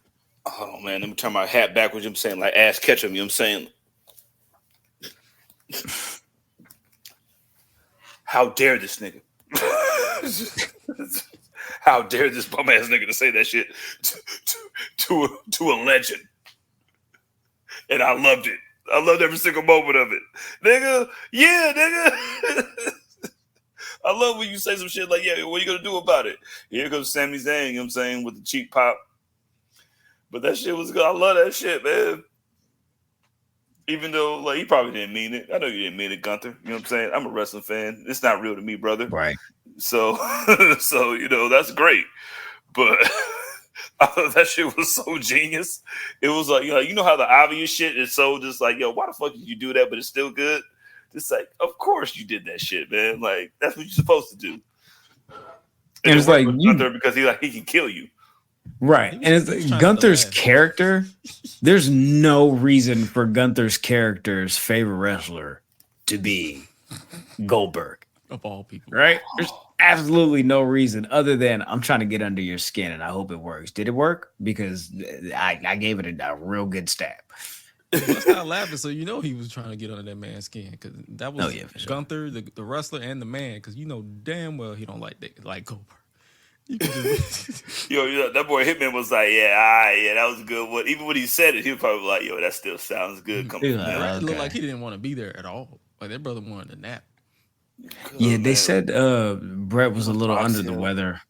He was a little under the weather, like earlier in the day, like he wasn't feeling too hot. Like, you feel me? And then he was like, all right, cool. I'm cool, but I'm like still feeling like, nigga. Because I was like, bro, you either sick or you just like, bro, it's late. I should be in bed by now. Like, damn, why am I still here? Even from the stadium, it's still like a 32. It's still like a 16-minute drive to my house. I'm just like, fuck, man. Right? Do I really want to do that? You feel me? I could be watching Murder, She Wrote right now. Anyways, so there's the possibility and the idea that this program is going to lead to a match for the title between Sammy and Gunther. Do you guys think this match makes it onto the Bad Blood card? Because we've already got 3 matches for Raw. We don't have any matches for SmackDown yet. Because maybe Bad Blood's one of the like a Raw. Like we get back. Yeah, we get to like the don't say brand that, specific. Don't say it. Don't say it. Don't say that. Don't say that. Don't even say that. Don't even say that. It was horrible the first time they did it. It was horrible the second time they did it. You like SmackDown Armageddon? I don't even think they did it the second time. You like Smackageddon, my nigga? No, I don't give a fuck about Smackgeddon, nigga. Nobody likes Smackageddon. I don't want to do that either. You're right. You're absolutely right. I don't think that. Sometimes it'd be more top heavy somewhere else than other places. You know. They probably get maybe one SmackDown match. That's crazy. And that'd be like Cody versus whoever. Solo. Yeah. Boom. Here we go. So I wanted to talk about the mid card, right? Yeah. And if we're talking about Bad Blood and matches that could possibly make the show, SmackDown's possible involvement, how many matches they could have, given that we've already got 3 from Raw. We know that Triple H has been doing this 5-match thing. He expanded it a little bit for SummerSlam, but based on the performers involved and the storyline thus far, if you could only pick one match, would you, gentlemen, and for those of you that are watching live, rather see the Intercontinental Championship match between Braun Breaker and Jey Uso, or Andrade versus Carmelo Hayes 5? Nigga, I'm going first. Hands up in the air. Guess which one I'm picking? The one with the real black person in it. You know what I'm saying? You know what I mean? I'm picking Melo versus like if anything should be for a belt, like this is like the little shit that they have, like, and I hate when these niggas do this shit, man. Because I remember when Andrade first got over there to the main roster, and they kept spamming the Rey Mysterio versus Andrade button, like,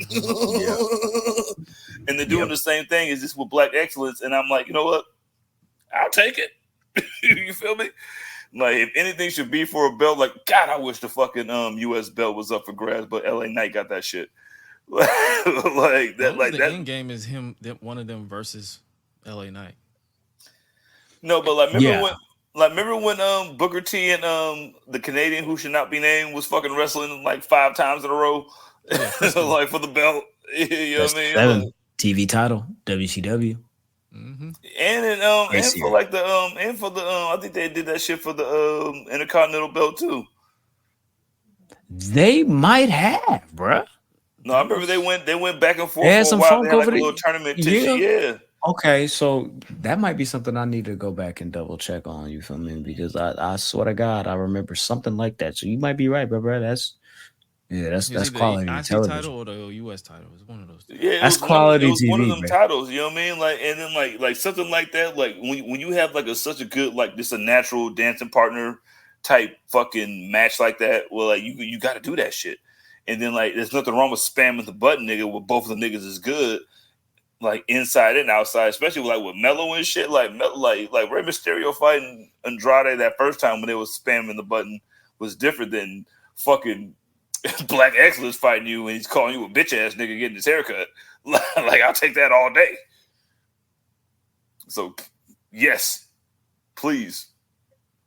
I think they need to create another belt for that shit. I think that speed belt might have to go for this fucking shit because like them niggas been taking over for the last 5 times. Beef with that speed shit.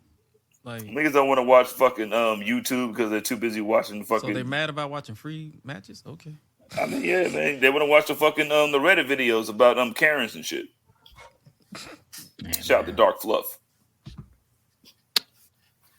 Ben, I don't know how much of that you heard of this. I heard this all of it. conversation. No. Your choice, your decision. What would you rather see?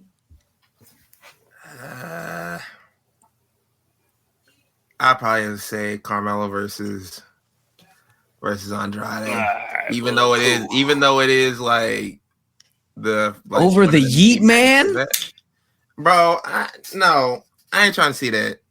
That's a Monday Night Raw match if I ever seen one. That's a Monday Night Raw main event if I ever seen it. I feel like the perfect way to close out that rivalry between Carmelo Hayes and Andrade would be to have it at a pay-per-view. I feel like that would take it to the next level and it would solidify what they've been doing, because this has been like one of the best things that's been going on in SmackDown. I feel like SmackDown has been kind of light lately. I feel like if it's not the main event, I feel like there are things like I really don't really care about, and they have captured my attention and turned this into something that I didn't really think much of in the beginning, and transformed it as being like, okay, before it wasn't even about title matches or number one contendership matches or anything like that. It was purely about who's the better wrestler, who's the better performer. And I'm glad that they've reached their final point of making this like, okay, it's for a title. And Brent says, I think our last best of was Sheamus and Cesaro. And I know this isn't going to end like that one day. And they were like, yo, we're going to put him in a tag team or whatever. It's like, nah, bro, we go on our separate ways. Somebody's getting a title match. And I like that they've elevated it to this point and just saying like, okay, this rivalry is so important. And not only are we trying to figure out who's the best, let's add a stipulation on top of that to give these guys a reward for what they've been doing, because they've really captured my interest. Hallelujah Lucha says, whatever they're doing with Melo and Andrade on SmackDown, I need them to do that with Ilya and Dragon Lee. I can't disagree with that. Them niggas is raw, and Dragon Lee needs a more prominent spot on the show. So who do you guys care about more? Do you care about Ilya more or Dragon Lee returning? See, that this is the fucking conundrum that you guys put yourself into. Yeah. So what do you care about more? You fucking idiots.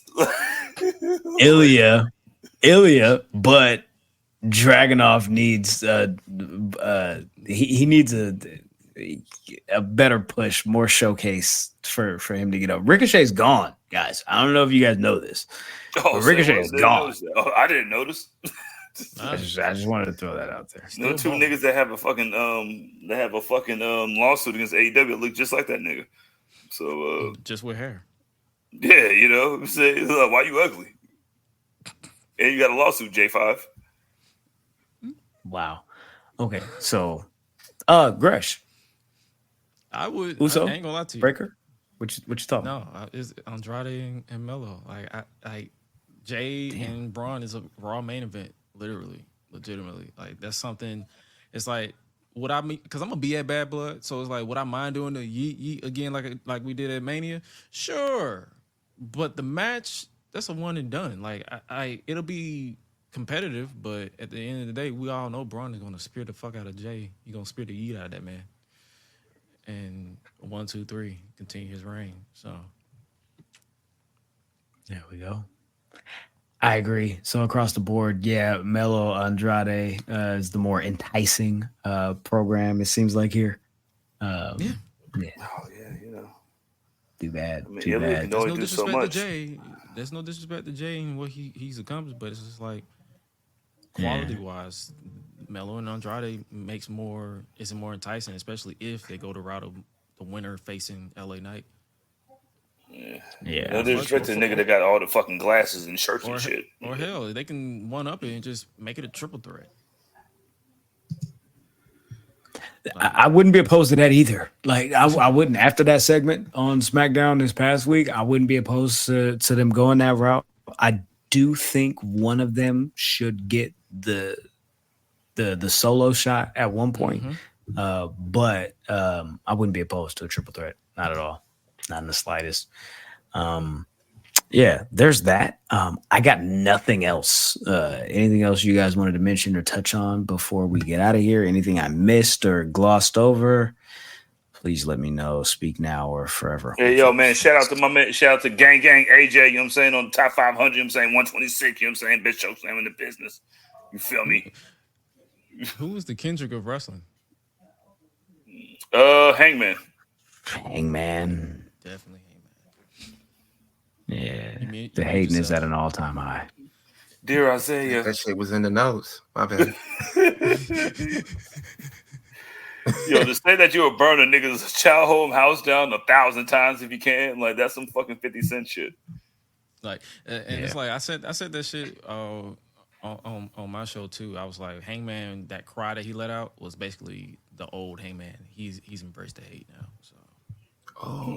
Embrace the hate, fucking John Cena T-shirt or whatever. Rise above. No more. He said, "Fuck you, fuck everybody who associate with him. Fuck your mama, fuck your daddy, fuck your grandmama, your great grandmama, everybody. If you are affiliated with Swerve, fuck you. I'm gonna knock you out." That is definitely. That's the vibe of the last track that Kendrick just released. He was like, "Yo, man, look. I'm gonna need y'all niggas to beat ass like whenever you see him on the street. Kill academics. Yeah. Like, yo, man, if you see Maul just walking on the street, just throw a rock at that nigga. I greatly appreciate that. Spit on that nigga. Y'all see Drew beefing with the kid who created CM Punk's bracelet? Bracelet? Yeah. That's amazing. Niggas had to make a whole nother. We're gonna put CM Punk on the bracelet instead of AJ and whatever it said. And Larry.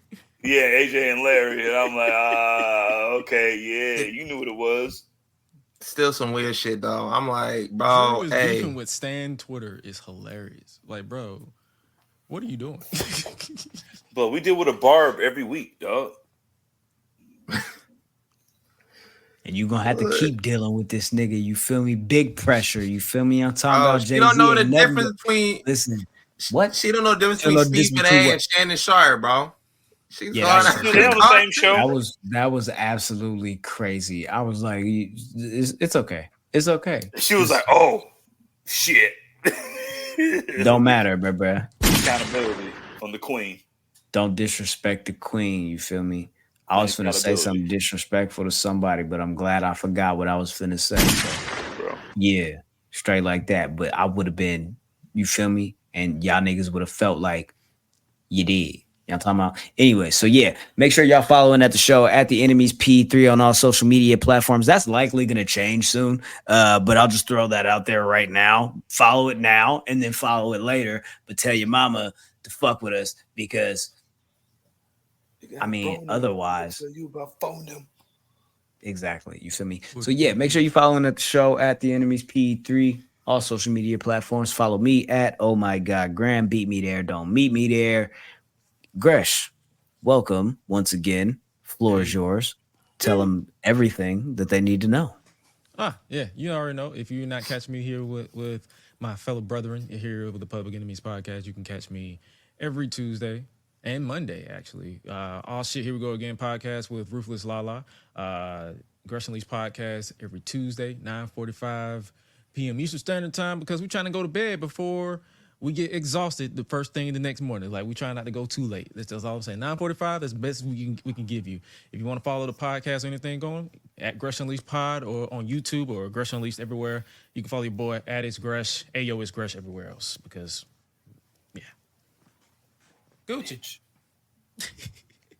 Big Match Jizzle. Yo, I am faded. Yeah, I'm at that's me. Yeah, _ that's _ me with 2 E's _ download the Locker app. Yeah, we're the best in the world. Ben, say something stupid. This is why I don't like going last. This is why I'm like, yo, because I know you can set me up for this shit. But you can follow the champ on Twitter, Instagram, TikTok at _SonOfMars_. I wanted to give you the platform and the stage and the space last because you are the champion, and God always gives his toughest battles to his strongest soldiers. I mean, you know what I'm saying? So You on point, my brother. You feel me? Yeah. So with that said, salute to y'all watching, listening. We definitely appreciate y'all. Tap in with us. You feel me? Let us know what you thought about the show. Let us know what you thought about Gresh as the new host. And should we get rid of this nigga? Or should we get rid of me? Should Chisel go? Should Ben go? You feel me? Should we shut this whole shit down? That's not gonna happen. You feel me? Suck If your I'm mother, ass, y'all nigga. tell me. But I won't give a fuck, but you can still tell me. Well, fuck with it, man. We'll tap in with y'all. You feel me? Make sure y'all stay tapped in, stay tuned in, stay dangerous, and like that. Please take care of yourselves and each other. We out. And don't worry, Gresham. I'm saying it wouldn't be me that would get rid of. It would be one of these two niggas. So you feel me? Some of you gonna go home tonight and feel like you've been robbed. Some of you made it, Rob. Some of you don't belong in the category. Oh, no, that was it. No, when I get nervous, I tell the truth.